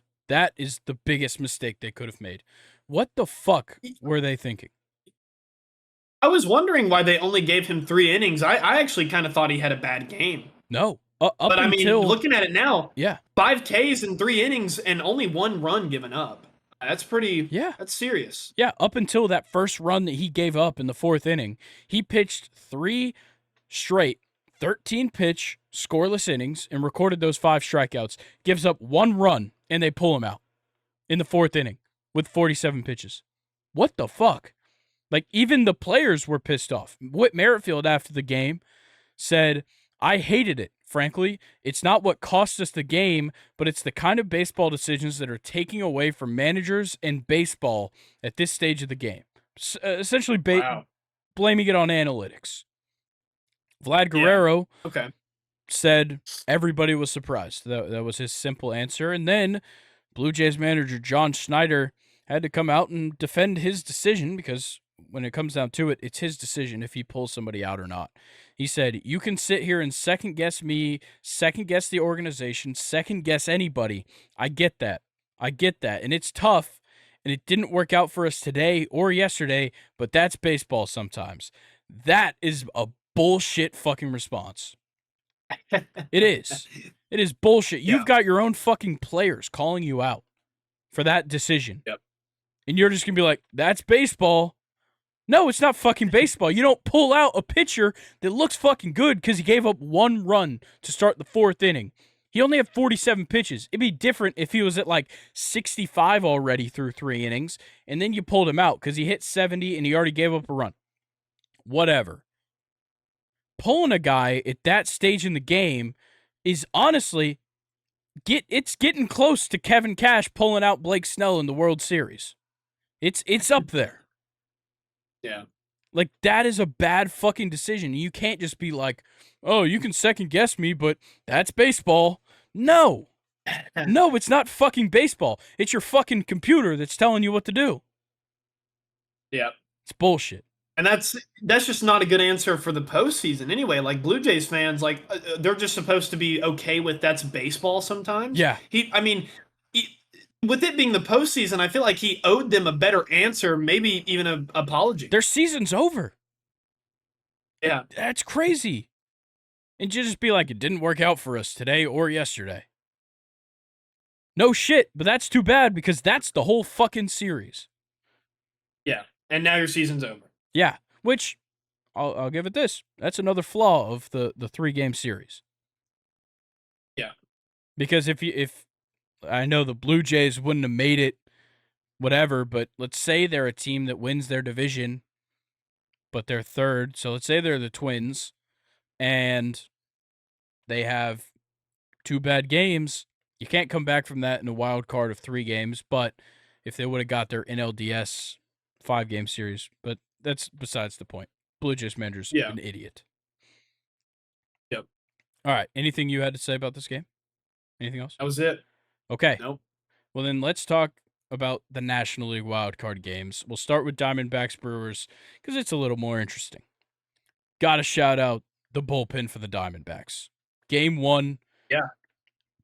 Like, it was crazy good. Crazy good stuff from them in Game 1. And I just realized I was looking at Game 2. But I'm trying to talk about Game 1. Yeah. Brandon Pfaadt came in, pitched like shit. 2.2 innings pitched, 7 hits, 3 earned runs, 1 walk, 4 strikeouts, and he gave up a homer. That was horrible. Joe Mantiply comes in, he gets the win. And just the rest of this bullpen was fantastic. 6 2/3 inning pitched from the bullpen.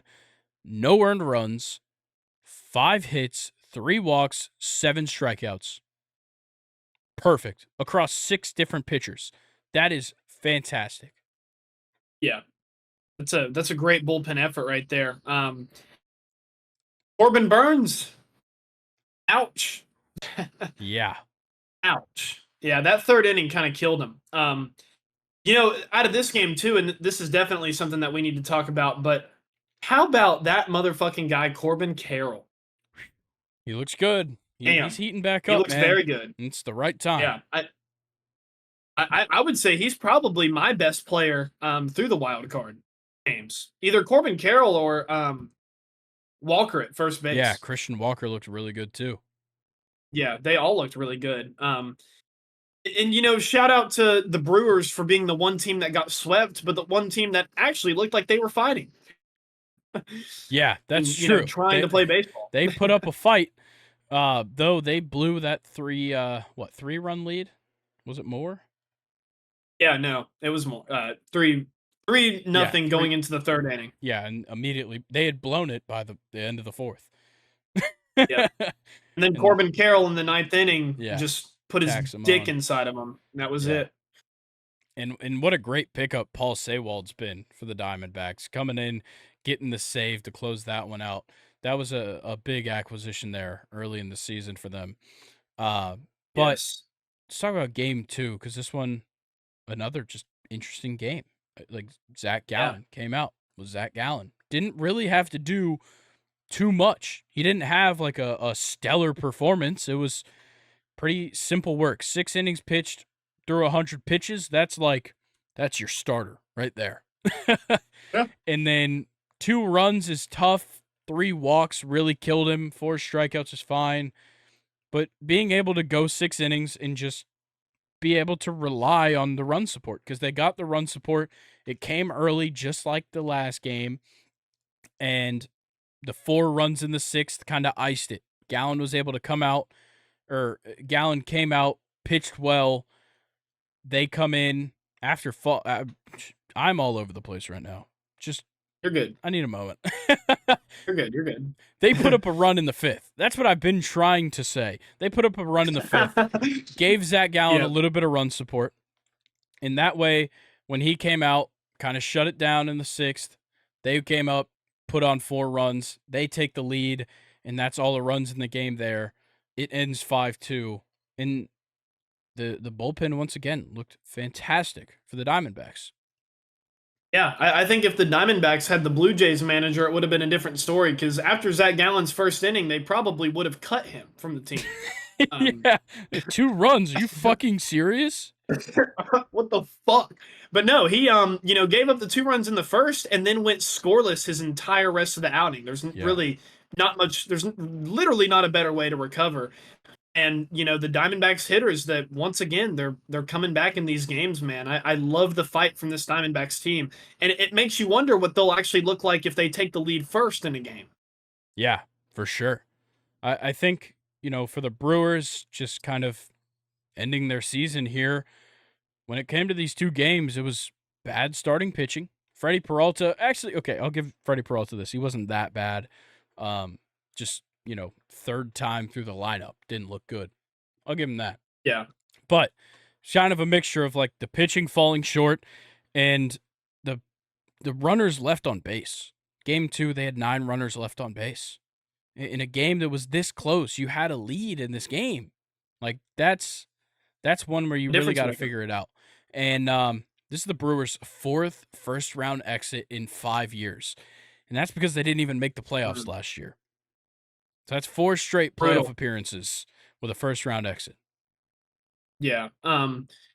Josh Donaldson pissed me off game 1. He has no business going 2 for 4. He fucking sucks. Christian Yelich, though, how about him? He had a really, really great series. Oh, yeah. Shout out him. And then also, I don't know if you saw this, and I think it was in game 1. Evan Longoria had an Evan Longoria play at third base. Yeah. Looked just like him back in the day, where he, I think he jumped up and caught a line drive and then threw the guy out at second base. That was just so cool from like my childhood to see. It's crazy to see him like regularly starting at third base. Regularly? Yeah, I struggled to get that one out. I could tell. It's okay. It's all right. But yeah, you're right. He's, I don't know, maybe not a lot of people give him the credit he deserves, being 37 and still able to, be a very, oh my gosh, we're both messing up. What's struggling, the word man? I'm looking for? Serviceable. Yep. We say that word a lot and I couldn't remember, but yeah, 37 years old, still a serviceable, third baseman. Struggling, dude. We'll get through this. That was funny. But anyway, this was definitely the best series out of the wild card, and the Brewers made it interesting. I'll give it to them. Yeah. It's kind of sad that they had to go out. It is. In a way. Yeah, like the Brewers' first team in quite a few years. I don't have the year written down, but I can't quite remember what year it was the last time it happened. But first team to have a multi-run lead at home in each of the final 2 games of a postseason series, and lose both by 3+ runs. Tough. But good news for the Diamondbacks. Every team that has eliminated the Brewers from the playoffs has gone on to play in the World Series. At least play in the World Series. Wow. Yes. It's happened 8 times that the Brewers have been eliminated from the playoffs, and 6 of them won the World Series. Wow. Yeah. Looks pretty good. Baseball's so weird, man. It is. Very weird. So I guess the D-backs are going to the World Series. Congrats. Yeah. I'm going to say that so that if they beat the Dodgers and play us, I jinxed them.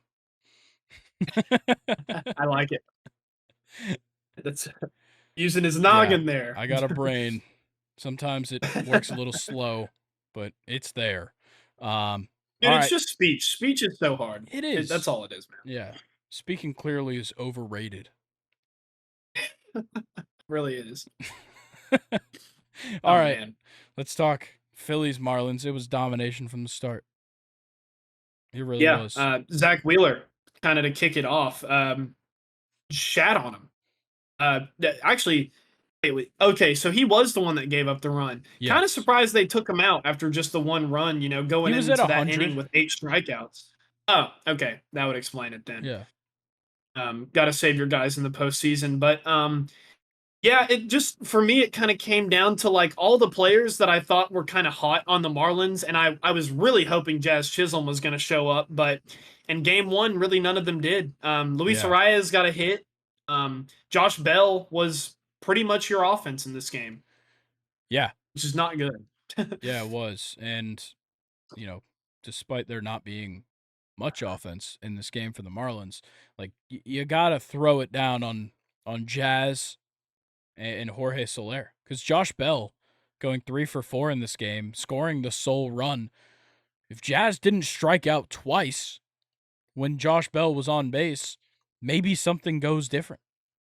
And the same goes for Yeah, Jorge. Maybe if he gets on base for when Josh Bell got 3 hits, something goes different. Like, that's a big game changer.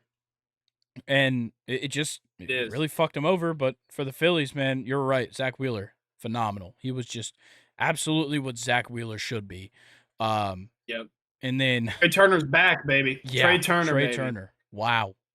Looking good. And so was Castellanos Yep. in this one. Yep, And of then, course. And then, yeah. Harper contributing a little bit with his hit there, and Alec Boehm with the RBI Yeah. with one of them. Yeah, Bryson There was a Stott couple. had a solid one too. But I want to talk about this. Carl Ravitch, the ESPN broadcaster, who really is not good at calling baseball games. I'm going to just say that. And he calls quite a few of them for him. Got absolutely blasted by social media because he said Trey Turner learning for the first time what it means to be in a postseason.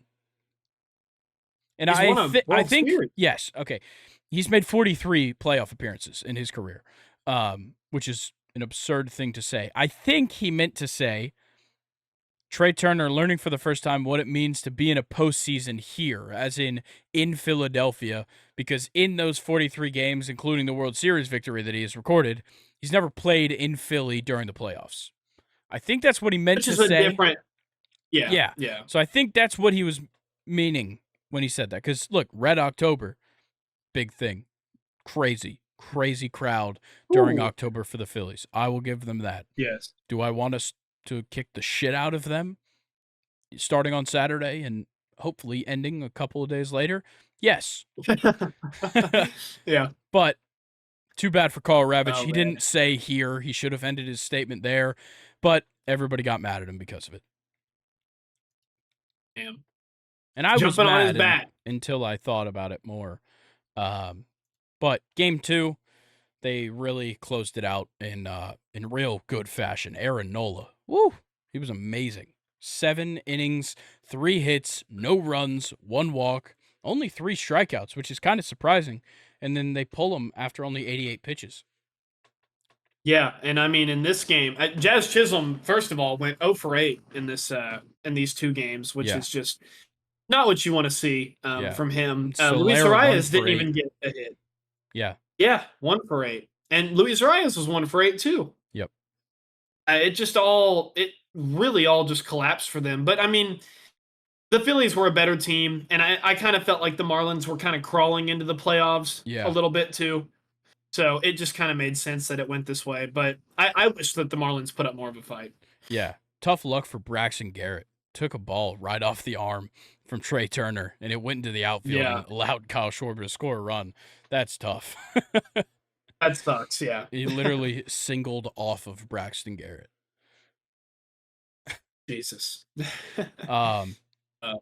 Yeah, like there's not much else to say. Soto looked bad closing this game out. I'll say that, but they were they had a cushion. a 7-run cushion going into the ninth, so they were fine. But yeah, Soto didn't close that one out very well. So that's Yeah. the wild card round. Relatively underwhelming, would you say? With every game, Yeah. with every series being a sweep, I would have loved to Yeah. watch some baseball today. Right? Fuck Now them we for have to wait that. until like what is it, Saturday. Saturday? Yeah. Who, man, that Okay. sucks. Well, before we talk about kind of previewing the divisional series matchups, I want to talk some shit on the scheduling of the divisional series because I hate it. I hate it. Okay. So it Go off. starts Saturday. Perfect. What the fuck are we thinking doing this? The National League teams and the American League teams both play on Saturday, and then the National League teams just get Sunday off, and the American League teams play on Sunday. So they play 2 straight games. The National League teams play 1 game, then they have a break, and then they play Monday in the same city, not a travel day. They still play in Atlanta, and they still play in Los Angeles, but they just have a day off in between. Why? Couldn't tell you. And then, so they'll play Monday, but the AL is off Monday. So they play 2 games, get a break, play again. That's cool because they're changing cities. Yeah. But then we're off Tuesday. So now we have gone Saturday, Monday, and then we have to have a travel day on Tuesday. So then we play Wednesday with everybody. So the AL gets to play it as 2 straight games, day off to travel, 2 straight games, if needed, day off to travel. Whereas the NL had to play it game, day off, game, day off, game. Why? That's pretty ridiculous. Yeah, it makes 0 sense. And then the only time they would play back-to-back days would be Wednesday and Thursday, which those games might not even happen because that's game 4 and 5. Wow. Makes no sense whatsoever. MLB postseason, man. Got the wild card. You got this scheduling. What's going It's on? because they want to put games on different days. They want one series to play this day so that you can do like 5 p.m. and 7 p.m. starts or whatever. Okay. 4 p.m., 7 p.m. Well, I could literally look at it. I don't know why I'm guessing. Yeah, the AL games on Tuesday will be 4 p.m. and 8 p.m. And the NL games on Monday are 6 p.m. and 9 p.m. It's just a matter of wanting to make money. During the wild card, all the games were by ESPN, so that kind of changes things. But in the divisional series, the NL is on TBS and the AL is on Fox. So it's up to those two to be like, well, I don't want to have to compete with this other network and show my game at the same time as them, and kind of vice versa. So I understand why they do it, but it really inconveniences the National League to have to play every other day. I was gonna say, like, that's another thing, is it definitely favors one league more than the other too, on Yeah. top of it just being funky. Yeah, playing every other day seems like you'd want to do that. Who wants to play 2 games in a day or 2 games in 2 days? The team that's playing well wants to do that. Yeah. You lose all momentum. You absolutely fuck your pitching rotation by doing it that way as well. Yeah, it's going to take the same amount of days, but the point of a rotation is that a guy pitches this day, the next guy pitches the next day, the next guy pitches the next day, then you get the day off, or the next guy pitches that next day. Like, it's supposed to work correctly, and it doesn't. Yep. I'd be interesting to hear maybe some of the pitchers that are going to be in this divisional, especially the NL pitchers. Like, Yeah. I would just like to hear some of their thoughts. Yeah, well, I'd love to tell you who that is, but there's one confirmed starter for the divisional series, and it's Clayton Kershaw for that opening game for the Dodgers. Nice. It's the only confirmed starting pitcher so far. Love me some Kershaw. Yeah, I can't wait for these series. Let's start Texas, Baltimore. I I love Baltimore's pitching, man. Luckily for Texas, the rotation's going to turn around. They played on they played on Tuesday. Series starts Saturday, so they had Wednesday, Thursday, Friday to kind of start that to turn around. I think they'll probably pitch somebody else than what's his face? Jordan Montgomery. They'll probably pitch whoever the third Yeah. in the rotation is. So like whoever was gonna pitch game 3 is probably gonna pitch game 1, and then Montgomery, Eovaldi will pitch 2 and 3. Likely, maybe they give Eovaldi an extra day of rest because if they lose one of the first 2 games and then game 4 is on the brink of elimination, something like that. But yeah, I think they've got a chance. I love Baltimore, man. Yeah.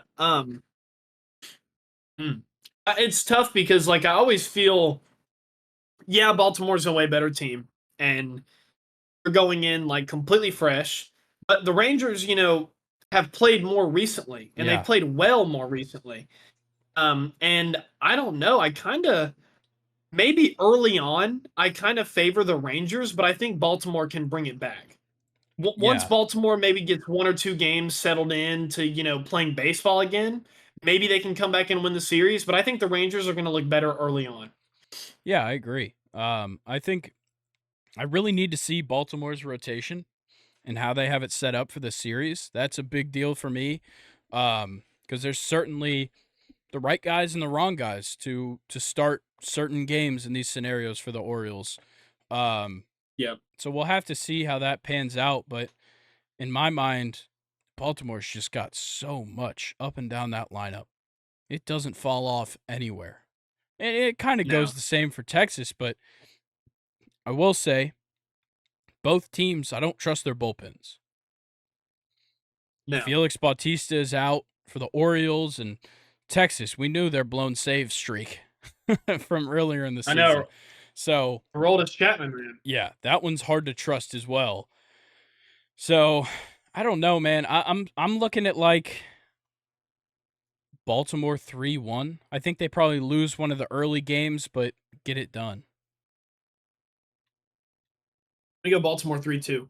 Okay. And then Minnesota, Houston. I don't know if I trust Minnesota's offense to stay this hot. See, I don't either. Going back to it, I think obviously Minnesota, they just played recently, and they look really, really good.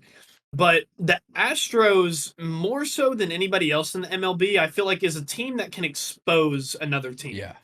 And I'm taking it here, and I think the Astros. I'm going to go 3-1 Astros, but I think it could even be a sweep. Yeah. I'll have to see the rotation, kind of similar to the Orioles one, but with Houston, I have to see the rotation to see if it's a sweep. If it's gonna be if it's just gonna be straight up like Framber, Verlander, Javier, done deal. Yeah. Like, yeah, Minnesota, maybe they score a run on Framber because he gives up quite a few hits. But that's gonna be pretty tough to beat, I gotta say. It is. Yeah, 100%. Yeah, so I think it's a Houston sweep if the rotation's right. And what really sucks about the AL playoff games is that because they're starting Saturday and Sunday, Fox is showing them on FS1 Oh, because baseball takes the back burner to college football. yep. And obviously the NFL. That's fine. Sunday's fine. I feel like for what college football games are they actually showing at these times? I gotta check. Let's look. Okay, Maryland, Ohio State. Understandable. Okay, that's It's the gonna be only a pretty ranked good game. unranked matchup until 8 o'clock when it's Fresno State versus Wyoming. Yeah. Questionable. It's all I don't know. I personally would like to see baseball kind of take it over, especially postseason. Yeah. I 100% understand Maryland, Ohio State, undefeated matchup. Big Ten matchup, cool. But I don't know. The 4:45 game probably could have gone on Fox. That's all I'm saying. Yeah. But Yep. also, it doesn't seem like anybody's buying tickets. Tickets as low as $44 right now in Houston for that game, Oh wow. as opposed to Atlanta, where it's going to cost you $123 to get in the game. I know Are you going? me and Colin spent quite a few dollars last year to watch the Phillies beat us. Yeah. Yeah. Actually, it was Colin. Colin bought the tickets. I can't say we did. I bought the parking pass, but he spent way, way more than I anticipated, and we sat in the front row on the third base line. Yeah. Crazy. Appreciate Colin. That was an awesome experience outside Shout of us out. losing and then subsequently losing the series. Um, like Shout out Colin. I just have to say, like, Braves 3-1. I feel forced to say that. Uh I'm gonna go Braves 3-2. I think the Phillies can make it closer. Yeah, I certainly think so. I just don't want to do it. I don't want to have to be in that Yeah. situation. So I'm gonna just trust my No. boys. Um, and then I think for me, Arizona is a little bit. They're a better take than Minnesota, but I don't know if they're better than Texas. Like Okay. outside of Zach Gallen, that rotation is not good. No. And that's a problem when you're facing Los Angeles. Yeah. Like I love the bullpen, Yeah. but how effective are they going to be when they come in and they've already given up 6 runs from the starter? Yeah. I don't know, man. I'm feeling Arizona in this one. I think I really am. Yeah. They're I will they're say they're a I don't trust the pitching of the Dodgers all that much outside of Kershaw. With Urias yeah. out because he's a piece of shit and Walker Buehler still out because he's missing the entire season. I think it's going to be interesting. Yeah. I'm gonna go 3-2 Diamondbacks. I'm taking them, man. That's gonna be my upset. Okay. I like how that offense looked in the wild card. I really Yeah. do. It's so hard when it comes to baseball to like pick an upset because they play so many fucking games that it's like, okay, is this not enough proof? Like Yeah. when Yeah. I like as somebody that watched a baseball like a bit of every baseball game every single day that there was baseball on. I watched a lot of baseball and it tells me that I should just pick the Dodgers and I should pick the favorite in all of these. Yeah. I will say I picked the favorite throughout my entire thing. My entire bracket that I picked Yeah. was the favorite every time. And it's just because I watch baseball and it's like, okay, well, this team was just better than this team. Why wouldn't they beat him again? Like, and it sucks that that's the case, but that's just how I think when it comes to baseball.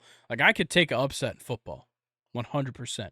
Yeah. Can't do it in Yeah. baseball. So I'm going to take the Dodgers, and I'm going to take them 3-2. Wow, you think the Diamondbacks are still gonna force them though? Yeah, I think, we're probably if Kershaw's pitching game 1, we'll probably see Merrill Kelly pitch game 2 or game 1 for Arizona. And that probably pushes because Gallen pitched game 2, that pushes Gallen to game 3. So if Arizona can break one, so Arizona probably loses game 1, probably loses game 2, wins game 3, possibly wins game 4 as well. And then Dodgers end up winning game 5.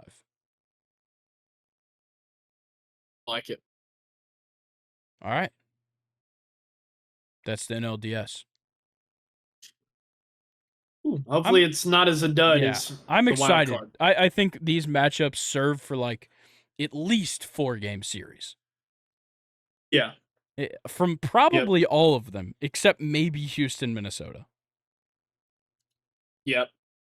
I think that I one's agree. the But odd one out. Minnesota could still maybe do something. I mean, who knows? They look good. Yeah, definitely. They look great. So, all right, let's talk soccer. We're doing it with our feet now. Um, Yeah. Some great Oh matches, boy. except they're all on Sunday in the Premier League. Very weird. But yeah, all the good Yeah. matches are on Sunday this week. And it starts 9 a.m. Brighton versus Liverpool. Fantastic matchup. Yeah. Brighton are obviously coming off of that 6-1 loss to Villa Yeah. in the Premier League last weekend, and then a 2-2 draw versus Marseille in the Europa League. So not really looking too good for Brighton. Yeah, I mean, their entire team played bad against Villa. The Yeah. only player Yeah. that I really had to highlight was Billy Gilmore. He looked amazing. And João Pedro looked good off the bench, and Ansu Fati obviously got the goal off the bench. But in this game, for me, Brighton did two things that they don't really do often. For one, they usually score more goals, and two, they usually concede a lot less goals. Yeah. And I just I don't know how I like that loss going into play Liverpool. Yeah, I agree. That's kind of my 2 cents. But then Liverpool, that Spurs game, man, the 2-1 loss to Tottenham. Yeah. They had 2 red cards in that game, and there were 11 yellow cards total in that game. Yeah, I think Insane. to me, like Liverpool's gonna come into this game playing with anger. You know, yes, they played a midweek fucking Europa League game with Union Saint. I don't know how the fuck you say that. Gilois. I don't even know what country they're from. Um, yeah, they won that game. Whatever. This one matters. It's in the Premier League. It's against an actual team that exists in real life. Yeah. And they are so pissed about that fucking offsides call. They've got to be playing with anger for this week alone. Oh man, did you see the VAR like Oh, audio yeah. like transcribe? Yeah, that was Yeah. bad. Like where That the was real VAR bad. official says, wait. You called that a Yeah, goal and on the field. Like, that's crazy. yeah, and they're like, "Oh shit, there's nothing we can do." And Yeah. then they're like, delay the game," like just crazy, Yeah. crazy. Absurd. You got to have it more figured out, man. Yeah. And like you have the fucking head ref being like, good call. It's crazy. It is Idiot. insane. He didn't know what happened. But despite Brighton's horrible loss, they still averaged the most goals scored per game in the Premier League. You got to give them Yep. that. But like I said last week, they don't record clean sheets. They cannot avoid giving No. up goals. And this time No. was 6 last week. They gave up 2 to Marseille. They gave up 1 to Chelsea before. They gave up 1 to Bournemouth before that. They gave up 3 in a loss to AEK Athens. They cannot play who is their goalie? Because I know they lost whoever their starter was. Who is their goalie? Jason right now? Steele. Jason Steele. That man needs to be banished, Banished. exiled, whatever it takes for them to just find someone else because he fucking sucks. Yeah. Big And time. yes, the red cards, the suspensions are tough, but Hota and Curtis Jones are players that this Liverpool lineup can play without. Of course. Big time. So I think they'll be fine. Yes, Cody Gakpo out till the end of October, but Liverpool's going to be fine. I think they take this one 3-1. 3-1. Because I mean, we know Brighton's going to score. Yeah, they're going to score, but they're going to give up goals as well. Yeah. I'm gonna go 2-1 Liverpool. Yeah, I like that. Yep. Yeah, like Brighton has a 2-1 goal Liverpool. differential of 5, and I think they have one of the highest goals scored in the league. Jesus. Yeah, it's Crazy. they're ridiculous, man. Crazy shit. But our second game, West Ham, Newcastle. The boys up in Newcastle are doing something different. I don't know what the fuck changed, but my boys are rolling right now. Can't explain it. I think the defense is playing a whole lot better. I love the tactics that I'm seeing out of out of this team, like the defense playing up the field quite a bit kind of showing off that fast and physical aspect of this defense. Fabian Scher taking Yeah. shots outside the box like he loves to do. Dan Byrne making runs up the left side.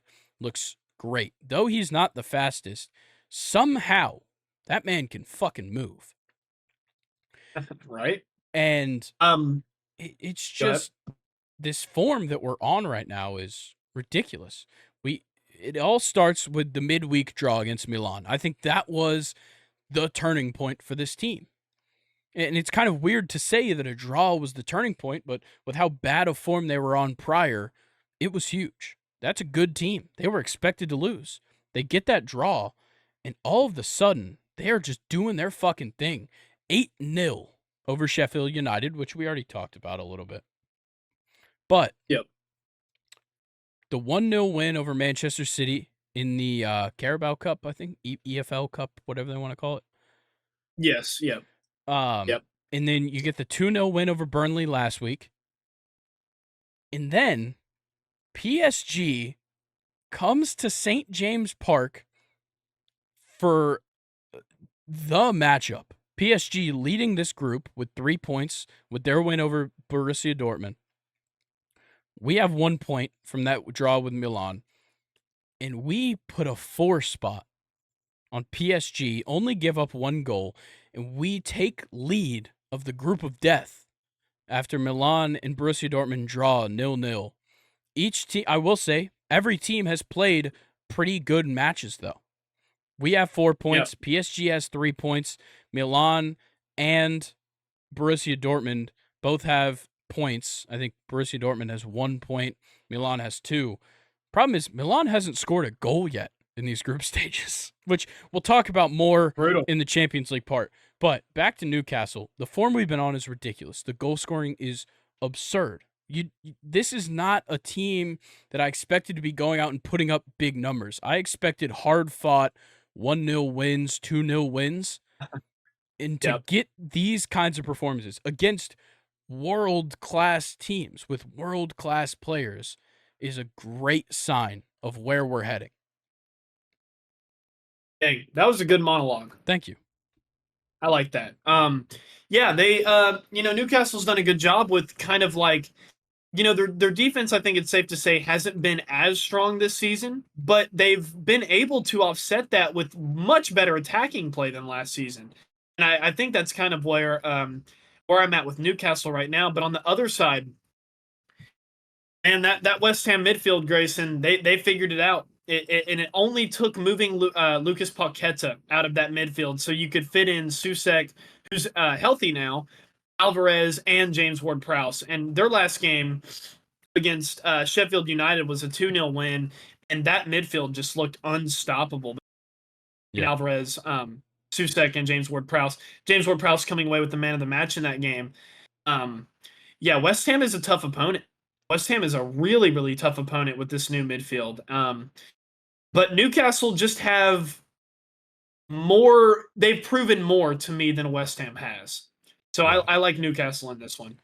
Yeah, I do as well. And the biggest thing is that, prior to that PSG match, we saw 4 straight clean sheets from Nick Pope, who hadn't recorded one since I don't think he had recorded one all season. We had given up a goal in every single game prior to that Milan match. And once again, just a turning point for somebody on this team, and Nick Pope needed it. He was a guy that I thought going into the season, world class by the end of the year is what it would look like. It started off really bad, giving up at least a goal a game, but you get 4 straight clean sheets, not Premier League, 2 straight in the Prem, if you want to talk about it. But you're going up against a West Ham team that has done a pretty good job at just putting a couple goals up every game. Just kind of scoring enough to win. Outside of that 3-1 loss to Liverpool, which Liverpool was just a better team in, they just put up enough goals to win a lot. I just think that our defense looks so good. Nick Pope is really good right now. The form that we're on, if we keep it up, they're not beating us. There's teams that could, even on this form, there's teams that could beat us and possibly will. But I think right now, West Ham is not at the level that we're playing at right now. I think we end up taking it probably. I'm gonna go 3-1. Is that what you said as well? Yeah. Okay, yeah, I 3-1, like it. 3-2. Look, I we like create that. so many chances. We're the best in the Prem at creating chances. 21 big chances created. That's number one. Kieran Trippier is the biggest factor in that. He's created 5 himself. Um, Yeah. and we're also second in goals scored per match. That I will say 8-0, kind of an outlier. Kind of helps us out, but Yeah. 2.6 goals per match. I'll take it. I don't care how it gets there. Pretty good. Yeah. Yep. All right. And then Oh, we man. also have one more, a top 3 matchup. All of our matchups today occurring in the top 8, but a top 3 matchup standalone at 11:30 Eastern Time on Sunday. Arsenal, Manchester City at Emirates Stadium. And I don't know. How do we feel about Arsenal with that 2-1 loss to Lens going I into think they're this going to game? get their shit waxed in this fucking game. Yeah. You do not. You don't want to play City after a game like this. No, I don't think Martinelli's going to be back. Looks like that injury that Saka went down was going to leave him out for at Yep. least a little bit. Yes, Rodri is suspended. So, coming off of their first loss in the Prem this season, they're also coming off of a very good victory over Leipzig middle of the week for Man City. Yeah, and I wanted to bring this up with you. So they ran a 3-back with their 2 CDMs of Rodri, but Manuel Akanji, not Josh Dude, Stones. it's because the center. Okay, I think so. Pep always plays Rodri. If he's going to put 2 CDMs, Rodri's always on the left Yep. because when he does this, he's essentially running a kind of a 2 at the back when you look at it with how they actually play. Because Vardiol, and I'm pointing at my screen as if you can see it, but you can't. Vardiol is Yep. always going to slide up the left because he likes to play the ball. Yep. That's always going to happen. And Rodri's going to move more towards the middle because he likes to be that playmaker with options on both sides when he lies deep, but he also likes to get up the field. So playing in the center makes more sense because he has more passing outlets if he needs to let it off. Akanji's going to Yep. slide back, kind of fill in that spot between Diaz and Walker. So Walker's still going to get to play right back, but Akanji's going to move up occasionally and just make a passing lane for Walker, Diaz, or Ederson to get further up the field. Would John Stones have not been better at that? Maybe, but Akanji and John Stones are similar, at least speed wise. I don't know, Yeah. when it comes down to like their actual ball control and like how well they pass the ball. I don't know who's better because I haven't seen Akanji play that position much, and he didn't play outstanding, but he wasn't bad considering he's kind Yeah. of in a foreign position. So, maybe next time they run John Stones with it because that's what they did in the Champions League last year. Down the stretch, that's where John Stones was playing, and he played an integral role in that defense playing at CDM. But, yeah, I think, if Akanji can do it, fine. I think after this one, I'd probably run Stones. Yeah. I agree, but how about the goals off the bench for Man City? Doku and Alvarez both The getting 2 goals. It's just youngsters. so And it's so both of them unfair. getting an assist on each other's goals. Yeah. Crazy. Dude, they're on the bench planning.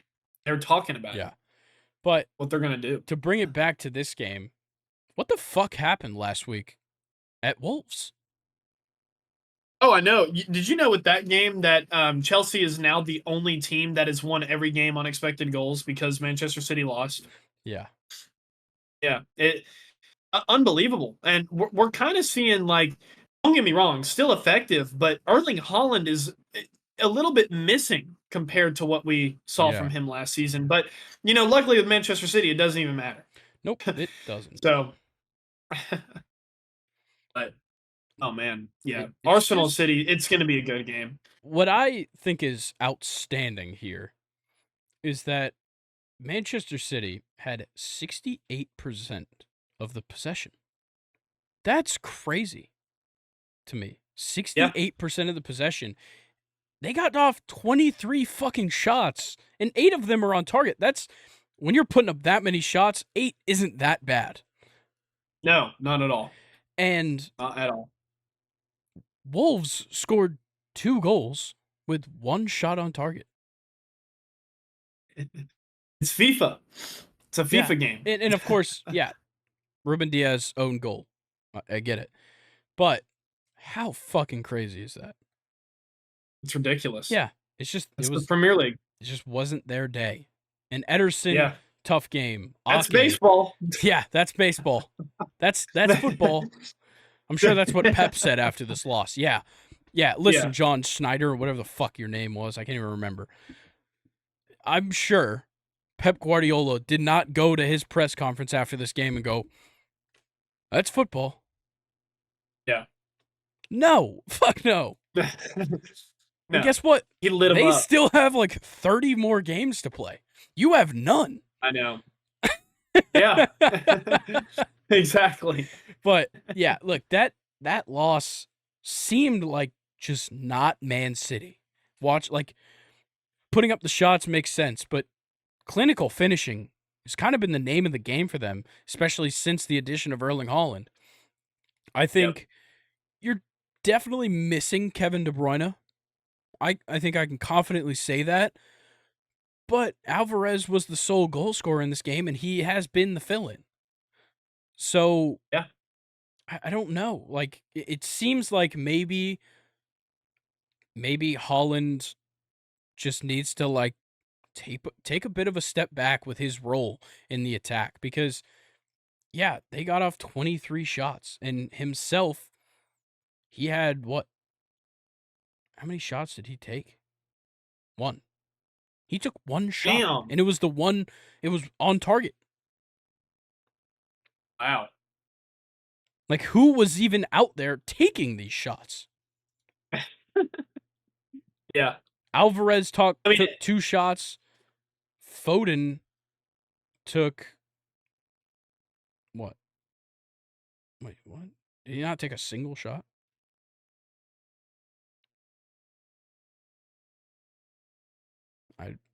I guess, yeah, I guess Foden took 1 shot and it got blocked. nice. Like, it's crazy. Wow. Doku took 3 shots. He had 1 on target, but it's crazy that they had that many shots and Holland only had 1. Yeah. Like, in what world is Manchester City operating where they're not trying everything in their power to get the ball at his feet? Man, I don't know. I mean, you have all the talent, elsewhere, but that's your guy. That's your striker right Yeah. there. It doesn't even matter, with Erling Haaland's talent. It does not matter who else gets shots on this team. Honestly, No. he's the guy that should have them all. The rest of the guys are just playmakers who can score. Granted, but Haaland needs the bulk of the shots. Yeah, definitely. Yeah. But to talk about Arsenal, I'm going to be critical of them too. Their match against Lens, with probably the lineup that we see this weekend, was atrocious. Unless Martinelli's back and he can slide back in at left wing. But with Jesus back, playing well, he scored a goal in this match. Yeah. Bukayo Saka going out early in this match in the 34th minute when it was already a 1-1 game. That's, once again, tough loss. But the whole defense was so bad, and you only subbed off Zinchenko in the 70th minute. Tomiyasu played this whole game. He couldn't get anything going on the right side, especially after Saka's injury. It seemed like he had no like communication with sorry, who came in for Saka on the right? With Is that Fabio Fabio? Vieira. Yeah. Yeah. And then it just seemed like they couldn't get anything moving. Saliba and Gabriel just looked so bad. They looked so, like, open. I don't know what it was with them. They typically are a very good, like, that kind of mixture of, like, the fast-paced guy and the physical guy. And it works out perfectly almost every time. This time was the exception. And it's weird because this is not a good Lens team. No, I think Edward Nikita for Odegaard too in the 80th minute. I don't know how I feel about that. I feel like Yeah. Nikita probably could have gone in for Saka. I feel like I would have given Yeah. him more playing time. Or even Just because, Smith Rowe. yeah, even Smith Rowe. They just I think this game was a combination of not playing as well, Saka getting hurt, and then just the subs here are just brutal. Yeah. Yeah, I'm gonna be honest, I don't like a lot of the substitutions they even made either. Yeah, me neither. Me neither. But yeah, it just in Raya, what was he doing, man? Yeah, he They had a only terrible game. Lens had 3 shots. He had 1 save, gave up 2 goals, and 1 error leading to a goal. Yeah, It's just not good. like, what are you doing? Like, he wasn't even doing a good job at what he did with the ball after he got it. Yeah. Accurate passes, 36 for 45, 80%. His long balls from the box, 4 for 13. Ah. You have talented guys to boot it Yeah. to that can touch it And you have wonderfully. physical guys in the midfield that are pretty like tall guys. Like if you just passed it to Declan Rice every single time, he's probably gonna win the fucking header. Yeah. Like throwing it up to Julio. Yeah. Like, it's pretty clear thing. what you need to do there. And instead he's like, you know what I should do? Just send it over Tomayasu's head. Yeah. I don't get it. I don't get it either, but I'm also laughing at the fact that I just compared Declan Rice to Julio Jones. I think that's hilarious. But I mean, it fits though. It works. Yeah. But yeah, I just Arsenal are coming off of a 2-1 loss to not a very good team. Manchester City beat Leipzig, who are a pretty good team, I would say. I'm gonna go Manchester City 3-0. Okay. I'm gonna go. Well, actually, I don't know. Gabriel Jesus looks good. I'm gonna go 3-1 City. Okay. Yeah, I'm gonna go 2-0 City. And Holland's gonna get back on track. He's gonna score both. Okay, I like it. Yeah. Julian I like Alvarez that on take. one of the assists. Of course. I like making those detailed calls because if they do come, like Yeah. the Yao Felix one, I will Oh my never God. beat that one. Enzo Fernandez to assist Yao Felix, and it was the only Was that- goal he scored. Wasn't that against the West Ham game, right? I think so. It was like, but it was the only goal that Yao Felix even scored for Chelsea, right? Yeah. Yeah. Yeah, so it would have had to have been the West Ham game. Yeah. God, that Enzo pass. Oh my God, Ridiculous. it was beautiful. All right, let's talk. Well, I guess let's talk about the other matchups from this weekend in the Prem. There is a few that were okay. They just weren't as good as these 3 that I had found. But some decent fixtures here. We've got Luton versus Spurs at Kenilworth Road. That's gonna be fun. A little fun for the Spurs fans to go fill out that fucking neighborhood. Neighborhood. Burnley, Chelsea could be okay. Chelsea should win. Yeah. Hey, going back to the other game though, Heung-min Son looks like his career has been revitalized at striker. He looks he scored against Liverpool. Yeah. Yeah. Yeah. It seems like he was always too big for the wing. Does that make sense? Yeah. Yeah. No, I get that. Like he seems like a little more of a target man. And he can also kind of sit back and play make to the sides. I think it works well for him to be Sounds there like in a the center. cam would be good for him. Maybe. Oh, cam action. But James Maddison has cam unlocked. There probably isn't a better cam in the Premier League right now. True. In my opinion. But then again, like you could run like James Maddison kind of playing like on the right while Heung-min Son plays like almost like the left side, but he plays it as a false 9 and you allow the wingers to come over the top. That might work. But I don't know. I'm not Postecoglou or whatever the fuck his last name is. Ange. That's what they call him. Yeah. So yeah, Burnley, Chelsea. I think Chelsea should win that. Yeah, I'm hoping that the Fulham game is our momentum that we needed. Yeah, and but then we'll see. Everton Bournemouth is yeah, I'll give Everton Bournemouth my Premier League, two drunk guys punching each other game of the week. Again, who can get drunk the Yeah. fastest and who's going to not feel the pain? Problem is that the What it Everton comes down to. fans are going to be drunk. I can guarantee you Yeah. that. And it'll be Yeah. fast. But I think Bournemouth is the one that can keep their balance enough to let's The be honest, Everton fans are going to. this has got 0-0 written all over it. It does. They're going to have to like stop serving alcohol like in minute 15 of Yeah. that game. Oh, well, they'll all already be blacked out because they've been blacked out all fucking week from the loss last week. They don't make it. They don't make it into the stadium from the tailgate. No. Oh man, they're going out for afters too. Yep. But Fulham, Sheffield United. Fulham should probably take that one. Sheffield looks fucking horrible. Yeah, they've been battered by everybody. Man United, Brentford is oddly enough a toss-up. Man United Could is be, bad yeah. right now, giving up a They're lot horrible. of fucking goals. Big time. Andre Onana Yep. looks like the biggest waste of money, and we look so stupid.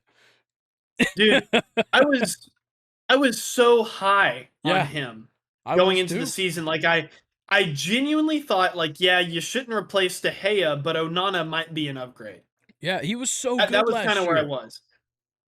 He was phenomenal for Inter Milan. Played I mean, he was in the Champions League final. Was he Yeah. not? Wasn't Inter Milan in the Yeah, I almost forgot Yeah. about that. Unbelievable, man. You've also got Crystal Palace, Nottingham Forest. Crystal Palace is going to win that, but okay. Yeah. I'm not excited. Right? I'm not excited to watch that standalone game at 12:30 on Saturday. Oh my god, I know. Yeah, and then Sunday, the only game that we didn't talk about was Wolves Aston Villa, which Villa is going to whip the shit out of them. And then Villa looks great. We've got an international break next week. Boo. Yeah, fucking Boo. lame. It's only fun if it's a major tournament. Yeah, but it's just like qualifiers for a major tournament. So yeah, yep. I can't wait for this summer when we get to cover the Copa America, the Euros, and all that shit. It's gonna be fun. Oh, I know. Yeah, that's always like the best time of year. Yeah, it's gonna be great. Always. But for now, we can cover a big tournament, the Champions League, match day 2 on Tuesday? Yeah, Tuesday and Wednesday of this week. I'd say it went pretty well, personally. Yeah. We see my boys just got to sit back and watch. Yeah, and they will be all season. Yep. Oh man, I'm gonna bury Manchester United when we get to them. All right, well, let's start at the top. Atletico Madrid 3-2 over Feyenoord, much closer than it should have been. I'll definitely say that. I do want to talk about the revival of Antoine Griezmann. This guy I know, right? has fully done a 180 on his career. Yeah, he went back to his team. Yeah, but like even as soon as he got back from Barcelona, it didn't look great.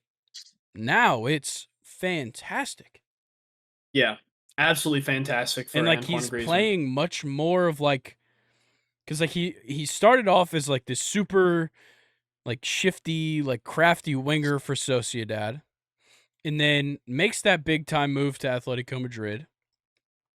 Plays pretty well, all things considered. Gets to like a world-class level with them.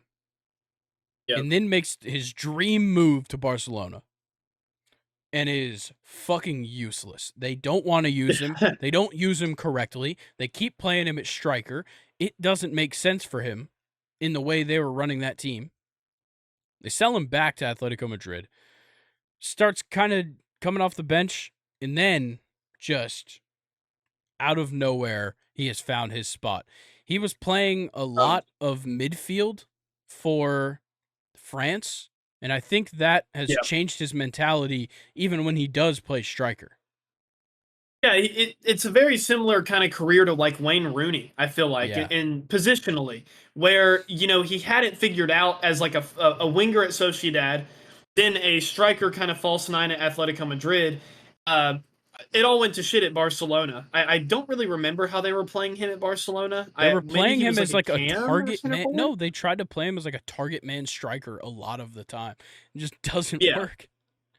and it never worked. But and like you said, he started playing midfield with France, and now it's kind of like broadened his play style. I feel like, which has been a big contribution to the revitalization of Antoine Griezmann. I like it. Big So word. yeah, and he scored a goal in That's this tough. one. And Yeah, Alvaro Morata with a brace. Your former yeah. I brother. love that striker duo. By the way, Yeah, that's a nice little duo they have going on. yeah. Uh, Aspilicueta started at center back. hell yeah. Love it. I don't even know who was playing for Love it. Feyenoord. Hermoso scored an own goal, which kept Say Feyenoord. Feyenoord's goalie's name. Probably Wellenreuther. I just It's I thought I probably could that. I thought I could stump him. No, that was that was pretty good, I think. I think it's probably Wow. Wellenreuther or Wellenreuter. Yeah, those Dutch And guys. I would assume he's Dutch. Wow. Yeah, Hmm. but the own goal kind of fucked them, and then uh, their center back Honko scored the second goal. That doesn't really Yeah. matter because they lost. Antwerp to Shakhtar Donetsk 3. I don't fucking care. I'm gonna be honest. I don't. Yeah. I mean, Shakhtar, they've been in the Champions League, I Yeah, feel like a lot. yeah. But they're Way not to like an go, effective team. Danilo Sicken, the striker. I'm sure Chelsea's gonna buy him for like 100 million. Probably a year from now. He's 22. Might be too old. Yeah, For yeah. you guys to spend that much money. But Yeah. yeah, a brace in this one. He looked great. Undeniably good. Yeah, 2 for 3 on his Yeah. shots in 30 touches in this game. Let's see. Next match. Borussia Dortmund 0, Milan 0. That's what I like to see. Yeah, I don't really know what's going on with Milan, but I mean, they sure are defending well. They're doing great in Serie A, like scoring goals. Yep. It just isn't translating. I don't know what the issue is. Yeah, They and they had a scored, lot of shots. Like Dortmund had 18 shots, 3 on target. Milan had 14 shots, 2 on yeah. target. So the defenses certainly weren't fantastic, but they played pretty well. None of them gave up a goal, but they were getting their shots off. Oh yeah, And I for like sure. Pulisic on the right. I like it. Even though Yeah. like they didn't score a goal in this one, him and Musa and Calabria on the right, I love. Yeah. Yeah, me too. It's a cool little partnership there. Yeah, because like you can kind of just let Leao kind of do his thing on the left, Yeah. and Giroud is always going to be an option in the center, but I like Pulisic on the right with Yunus Musa kind of being his like safety blanket to pass back to when he kind of gets up to the corner. Musa can come back, like kind of jump in, get that pass, and then move it back to the middle, kind of restart. Yeah. I think it Yeah. works really well. Yeah, like just nothing coming out of this. Like Kobel didn't have a good game and goal for Dortmund, but it certainly wasn't his worst. Yeah, I mean, a clean sheet's always not, going Yeah, to be the worst performance ever. yeah. Mike Magnan did look good though. I'll give him that. 3 diving saves. Yeah. Yeah, Milan with a weird midfield. I really I know of um hang on, let me think of how Yunus we say Musa, this name. No, the other one on the uh, other side. Poet Pobega, I would assume. Obega, Yeah, yeah. He Tomaso Pobega. he's kind of underrated, but I don't really recognize this center mid I've seen him deal with play a Tonali couple being gone. times. Um, not much. He's pretty young, 25. Yeah. I love that back line though. Yeah. And Yunus Musa is great. 20-year-old American. Awesome. Yep. It's great to see Yep, yep, him yep. getting in the lineup in the Champions League at 20 years old. With As Pulisic an too. American soccer fan, that's big to me. Yeah. All right, next game. Lazio 2, Celtic 1. Kind of makes sense. Celtics just not quite on that level. No, not quite on that level for sure. Also, I didn't realize, and I don't want this to sound weird or like bad, but I didn't realize how many Asian players were on Celtic. Oh, I know. Yeah, Like they have yeah. what? Hatete, Oh my Japanese, god. played in this game. Yang, South Korean, played in this game. Furuhashi started at striker in this game from Japan, and Maeda from Japan as well at right wing, starting in this game. Wild. They had a there was an Asian player that played for Yeah, look up I'm gonna butcher his name. Sunsuke Nakamura. He is like he could be one of the best Asian players of all time. But that's your homework. Is Celtic have always kind of had a connection Oh with yeah, I Asians. know who this is. Yeah, yeah. He's ridiculous. He played for like the longest time, I think, too. Yeah, yeah. He played. Well, he played at Celtic for 4 years. Yeah, but during those 4 years, man, he was like so celebrated. They loved him. Yeah, made 128 appearances, 29 goals as a midfielder. Yeah, here you go. He retired in 2022, just last year. He's 45 right now. Yeah, that's crazy. Played for a super long time. Yeah, and now he's the coach of Yokohama FC. There you go. Look at that. Pretty cool. But yeah, Love it. Lazio just they kind of looked pretty good. You get the goal coming off the bench from Pedro Rodriguez late in that game, 90th plus 5, just to seal the win. And Yep. the early goal from Vecino, equalized because Furuhashi scored in the 12th. But a hard fought match by Celtic. I don't want to discredit their game because they played well. Just Lazio had a little bit more for them. Yep. All it takes sometimes. Yeah. Barcelona 1, Porto 0. Goal comes from Torres, the 45th plus 1. Look at Yeah. Lamine Had a Yamal, bro. Age 16, playing in the fucking Champions League is crazy. It's crazy. uh Starting. could you Crazy. imagine, Grayson? Yeah. Insane. You're 20 years old right now. 4 years ago, could you imagine playing in the fucking Champions League? Fuck no, dude. I couldn't even get my homework done. Oh man. And how about Gavi with the red card? I feel like Yeah. that's a player you don't see No. with red cards. Not much. Um but yeah, I mean honestly, looking at this game, Barcelona just had a lot of yellow cards in general. Yeah. And like this isn't like their best squad they could field. Honestly. Not But at all. gotta also shout out another young guy in this lineup, Alex Balde, 19 years old. Played fantastic at left back. Kid is fast as Yeah. shit. He's rapid. Rapid. He is such a good replacement for Jordi Alba. Yeah, I really like I just love this whole back line with Balde, Kunde, Arohu, and Cancelo. And Ter Stegen, Yeah. of course, in the back. It's just they line up very nice. Yeah. And like they have some other guys that can play there as well. Inigo Martinez, fantastic one that could play there. Andres Christensen isn't horrible. Yeah. He could definitely play there as well. Oh man. But yeah, for Porto, they just not enough to defeat this Barcelona team. Yeah, no Pepe. He was doubtful for this game going into it. Oh, for a second I was like, what? Otavio Pepe played, but not the other Pepe. No, the Yes, Pepe, the the crazy Pepe. motherfucker. All right. Next one, 2-2. Red Star Belgrade and Young Boys. Cool. Man. I don't know anything Yeah, about either of these lineups, so I don't either, but how about Red Star with an 88th minute equalizer there Yeah. to save the game for him? They actually had 20 shots. Whoa. 20 shots and 9 on target for Red It's Star not bad. Belgrade. No, this was actually kind of an underrated game looking at it now. Dang, your throat is giving you all kinds of trouble right there. I'm Dude, struggling right now. These fall allergies fucking suck, Yeah, man. it I'm is gonna get ass. shit on.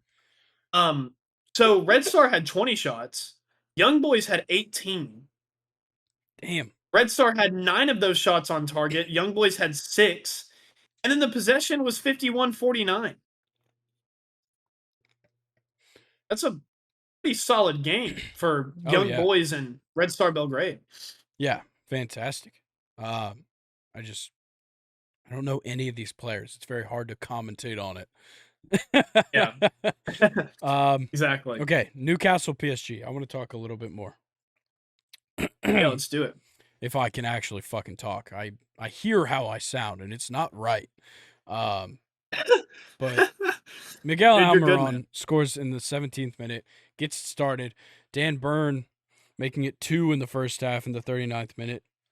And that's what I've needed to see from them is early goals. Putting 2 together in the first half is huge, especially in a game like this where they started Gonzalo Ramos up top alone with Randall Koulibaly on the left, Ousmane Dembele on the right, and Kylian Mbappe playing relatively alone in the midfield at Cam. Yeah. Yep. Bizarre. Makes zero fucking sense. Yeah. And Marquinhos might have had one of the worst games of his career. Yeah, Skriniar wasn't too far No. behind him either. No, he wasn't. Thank God they had fucking Lucas Hernandez. Yeah. But Really just kind of the only player yeah, for PSG there. But yeah, I wanted to bring up something to you. Did you watch this game? I didn't. I was at work. Didn't. Okay. Newcastle only had 27% possession. It's crazy. And that's I don't know, like I could you can definitely win with, 27% possession. I'm not saying that's like out of the realm, but to score 4, that's a little bit different. Yeah, it's That's a little bit different. that's what I'm saying with how I like the tactics I've seen. We're counterattacking a whole lot more. And it's Yeah. playing well in our favor because if we can just lock down, because look, you have 4 fantastic defenders, and like Lascelles doesn't really get in the lineup all that much. He played in this one, and it worked out. He played great, but you also have Tonali, who is more than willing to sit back as much as he needs to and defend. So you essentially have 5 great defenders. You have Bruno Guimaraes who can move all around the field, and Sean Longstaff might have the most hustle I've seen out of any midfielder this season. Like Oh he yeah. is everywhere at all times. It is crazy. Him and Conor Gallagher love to cover the fucking field. Insane. Yeah. Yeah.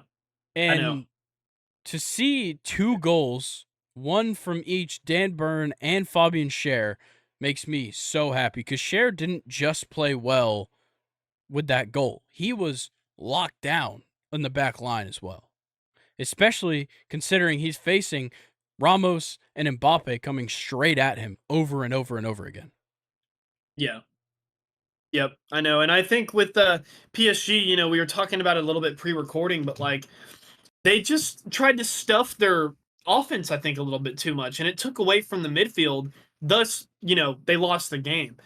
I think with I hate putting Gonzalo Ramos on the bench. I really do, but I think in this lineup, he's better off the bench.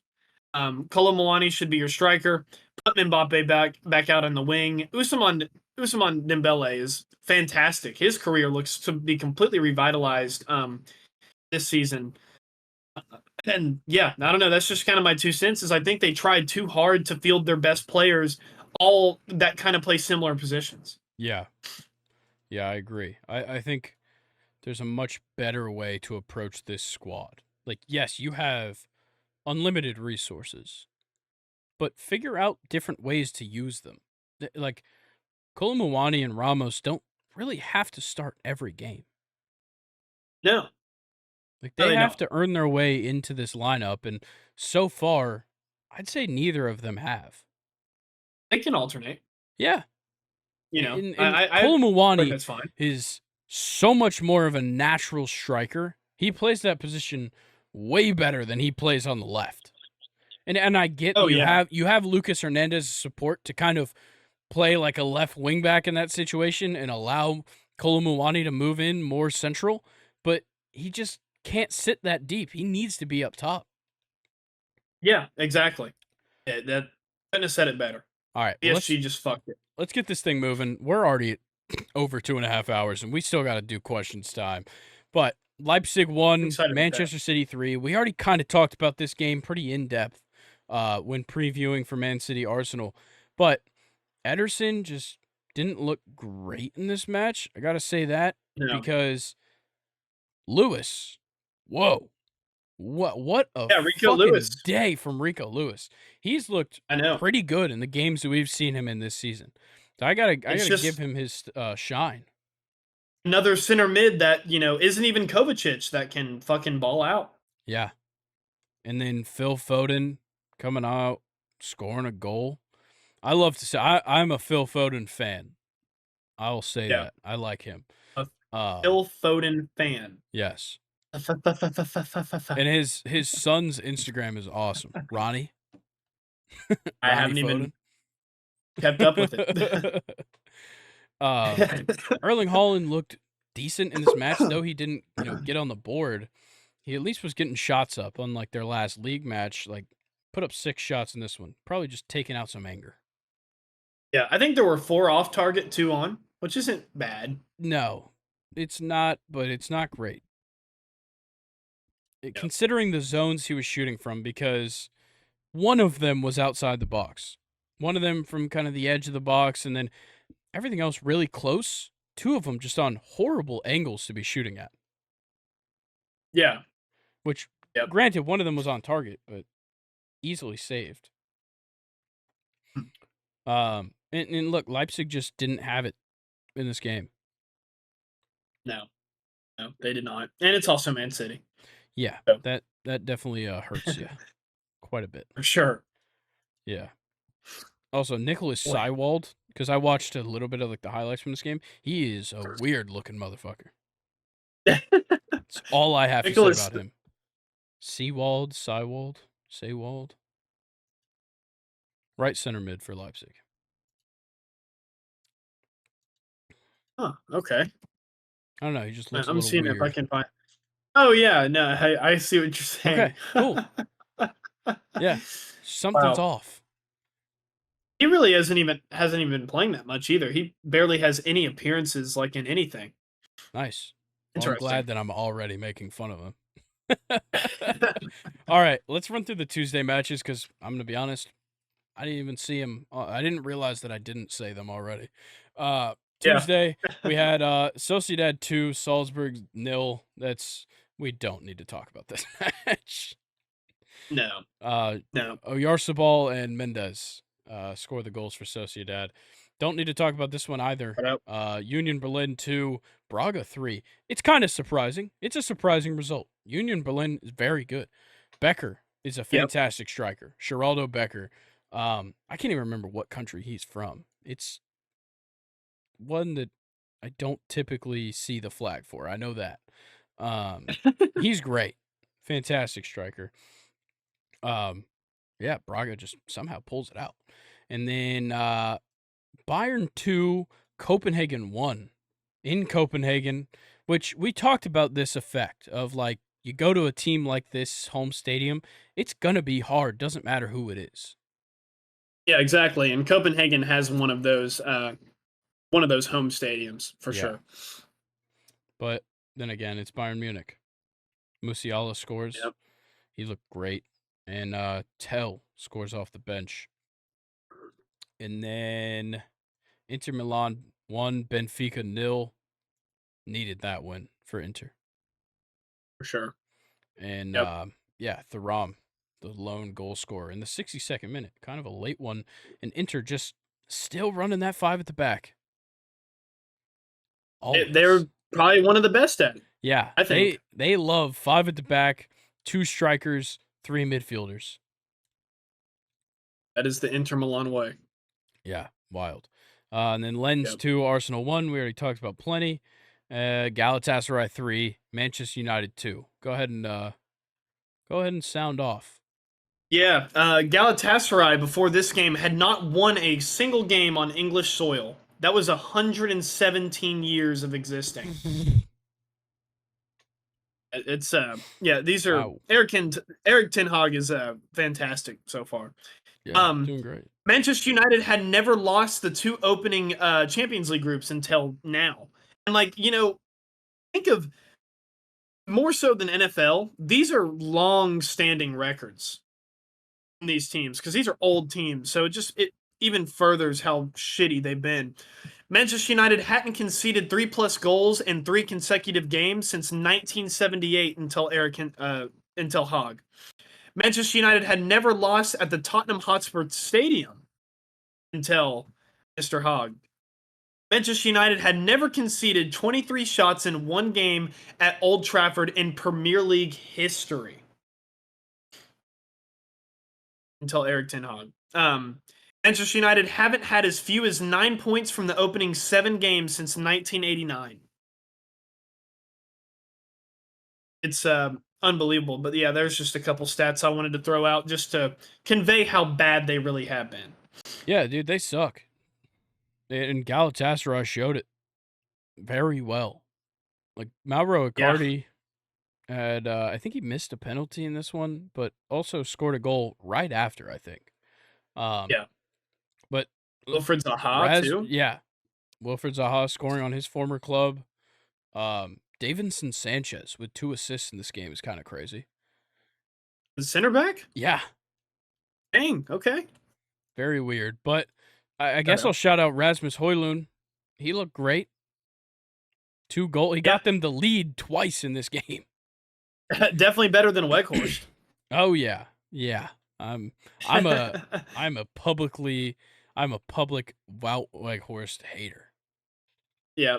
He was so bad. But this Galatasaray team is not bad, with guys like Dries Mertens, Davinson Sanchez, who you mentioned, Mauro Icardi, Wilfried Zaha. Like, these are players that like everybody knows that follows soccer.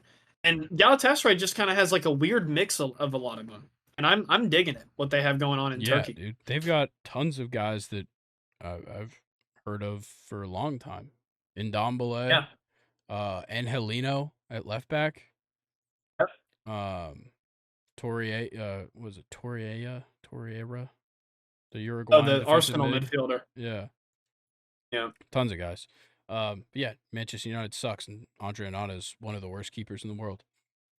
Yep. All right. Real Madrid 3, Napoli 2. Real Madrid just, whoa. Yeah, Napoli kept it close, but you can't beat Jude Bellingham these days. Nope, so. It's impossible. Good try. A goal and assist in this game. Wow, dude, just wow. Him and Vinny are one hell of a tandem. And when they play it like this, where like theoretically Vinny and Rodrigo are the dual strikers and Bellingham's the cam, but it's really Rodrigo and Vinny are the wingers and Bellingham's playing that false 9. It's fucking insane. It's unstoppable. Yes, it is.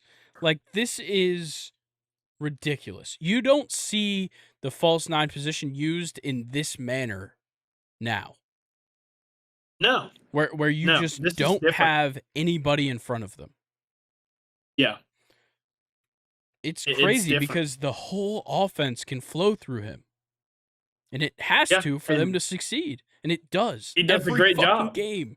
It's crazy. Like, and he's 20 years old. Yeah, and like the fact that he's in these games 20 years old is ridiculous. And like he's out here fucking starting while Luka Modric sits the bench for 64 minutes in this match. Ridiculous. Yeah, ridiculous. It's crazy. But yeah, it's just unbelievable. What they've been able to do with Bellingham, and an own goal wins them the game here, which is crazy. 78th minute, an own goal by the keeper wins them this match. Shout out Napoli though. They played probably the best team in the world really hard. Yeah. I think it's safe to say Real Madrid's the best team in the world right now. Yeah. Jude Bellingham just gets them over that hump. Yep. I think they don't need a striker. They knew exactly what they were doing, sending him off to Saudi Arabia, Benzema. Yeah, knew exactly and now he hates it. Yeah. It's perfect. Oh, man. All right, one more. Sevilla 2, PSV Eindhoven 2. They love the fucking Europa League, man. They are I trying was just so about to fucking say. hard, dude. It's funny at this point, man. It How is. about PSV though? They scored in the 86 and the in stoppage time. Yeah. To tie it up. Crazy. Because what it was, yeah, they tied it up 1-1 in the 86 with that penalty from De Jong. And then a minute later, Sevilla takes the lead. And then Teze scores in the 90th plus 5. Yeah, this game was 0-0 for 67 minutes, and then there were 4 goals Damn. before the end of the game. Unbelievable. All right. That's it for the UCL. Whoa, hang on, whoa. What? PSV, 26 shots, 8 on target, 63% possession Oh, shit. over Sevilla. So it wasn't even just like, yeah, they're tanking. They want that first round draft pick. That's what it comes down to. Is they want to play in the Europa League that bad. Yeah. Well, it's their best chance Jesus of qualifying Christ. for the Champions League every year. Yeah, Why try and especially make the La top Liga. 4 in La Liga when you can just win the Europa League every year? They have it so figured out, man. They do. All right. Now we will get into questions time. Luke, I'm going to start it.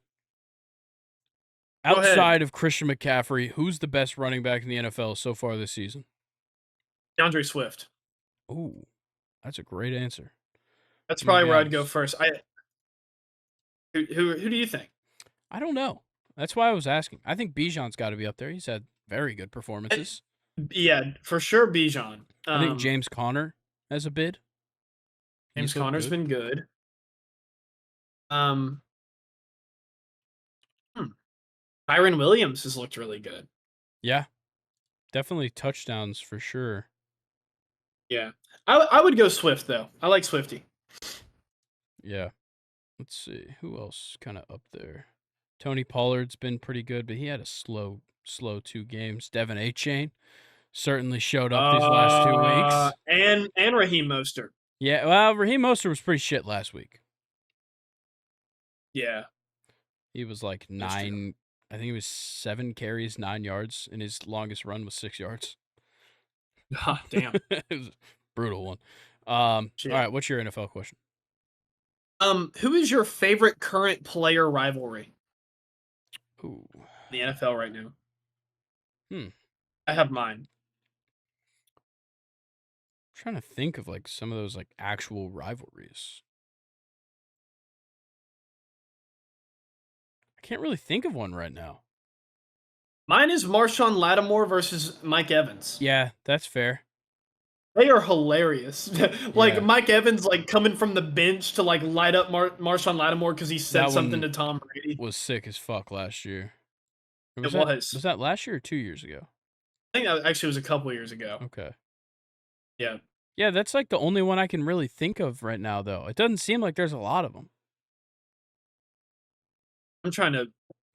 Man, I had that one in 'Cause, like, mind, but I didn't even think of other ones. there was a time when everybody had a rivalry. Okay, I'll flip it. All time then. Give me one all time. Aqib Talib, Michael Crabtree. Oh man. Awesome.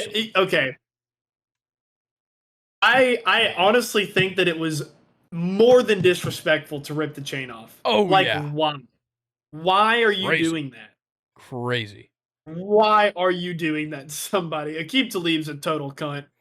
Yeah, but it's cool. That's somebody that I've never been able to understand Yeah. to like. But yeah, how about Odell versus Josh Norman? Yeah, or Odell versus that kicking net. Yeah. Yeah.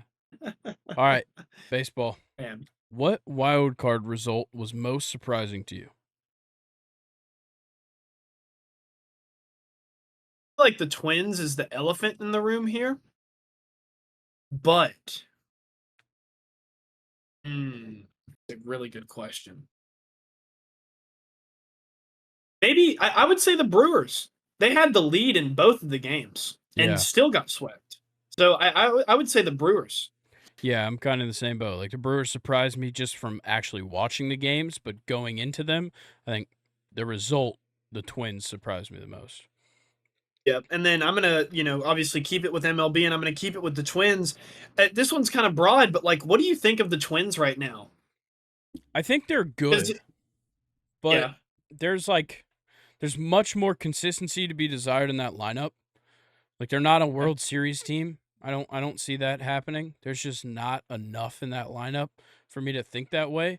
They have some pretty good starting pitching. Bullpen isn't perfect. That's another issue. So, like, those two things going together just doesn't bode well for them. But, like, the guys that are good are great. I'll give them that. Like, Yeah. when Carlos Correa is on, it's awesome. When Byron Buxton's on, it's great. Like, Royce Lewis has been awesome. The starting pitching has been fantastic. Yep. But they're missing a couple of those pieces that create, like, those 90-plus win teams. Yep. Yep. Okay, I like that one. All right, my soccer question. Because the false confidence is quickly rushing back into me, can Newcastle actually make the knockout stage and be competitive? Yeah, they can for sure make the Okay. knockout stage. Yeah. Okay, It's very possible, especially if AC Milan's not scoring. that's true. Um, And Dortmund's not winning. yeah, not showing up. Yeah, Well, shit, you asked me a Newcastle question, so I'm gonna scratch mine. Mine was going to be: has Almiron earned his spot back? kinda. Just say yes or no. That's the kinda. answer is Okay, kinda. kinda. I saw this cool comparison the other day, and I didn't think about it. Musiala, Bayern's Cam. Is he Kaká reincarnated? I do like that. I think he is. I do Very like that. similar play styles. Yeah, Because Kaká was a Cam who, instead of, kind of stopping the play and looking for a pass, Kaká would just dribble straight at you yeah, and just, try to run around you and find passes. And I think Musiala is, super similar. They also both can score very well for midfielders. So yeah, I like that comparison, but so you agree with it? yeah. I think his goal scoring capabilities aren't quite there. He's not quite there, but also he's 20 years old. So Yeah. I think that kind of stuff comes with time. The confidence to go at a defender 1v1 entirely and just work around them, like, that takes a lot of work. Yeah. Unless you're So, Neymar. yeah. But yeah, at 20 years old, he's certainly on the pace to be pretty similar to Kaká, I think. Yeah. Cool. All right. Well, I think that does it for us, guys. This was a fucking long one, almost 3 hours. Yeah. We Marathon. spent way more time on the MLB than I anticipated, but I enjoyed every second of it. It was I loved it. great. So Loved that it. was a fantastic time. I hope you guys had a great time. Make sure that if you did, you leave a like, you comment, subscribe on YouTube. You go over to the socials right down here that me and Luke are pointing at, and you follow us: IG, TikTok, Twitter. Join the Reddit, and then if you're listening on the podcast platform, follow, rate 5 stars, and then as well, go to those links and follow us on all the socials. Appreciate the feedback. Very good feedback on the Michael Penix clip. I do actually believe that he's going to win Heisman, so don't think I'm just lying for the views. Ridiculous. Yeah. Ridiculous. Absolutely insane. All right, guys. I think that's going to do it for us. Luke, anything for the people?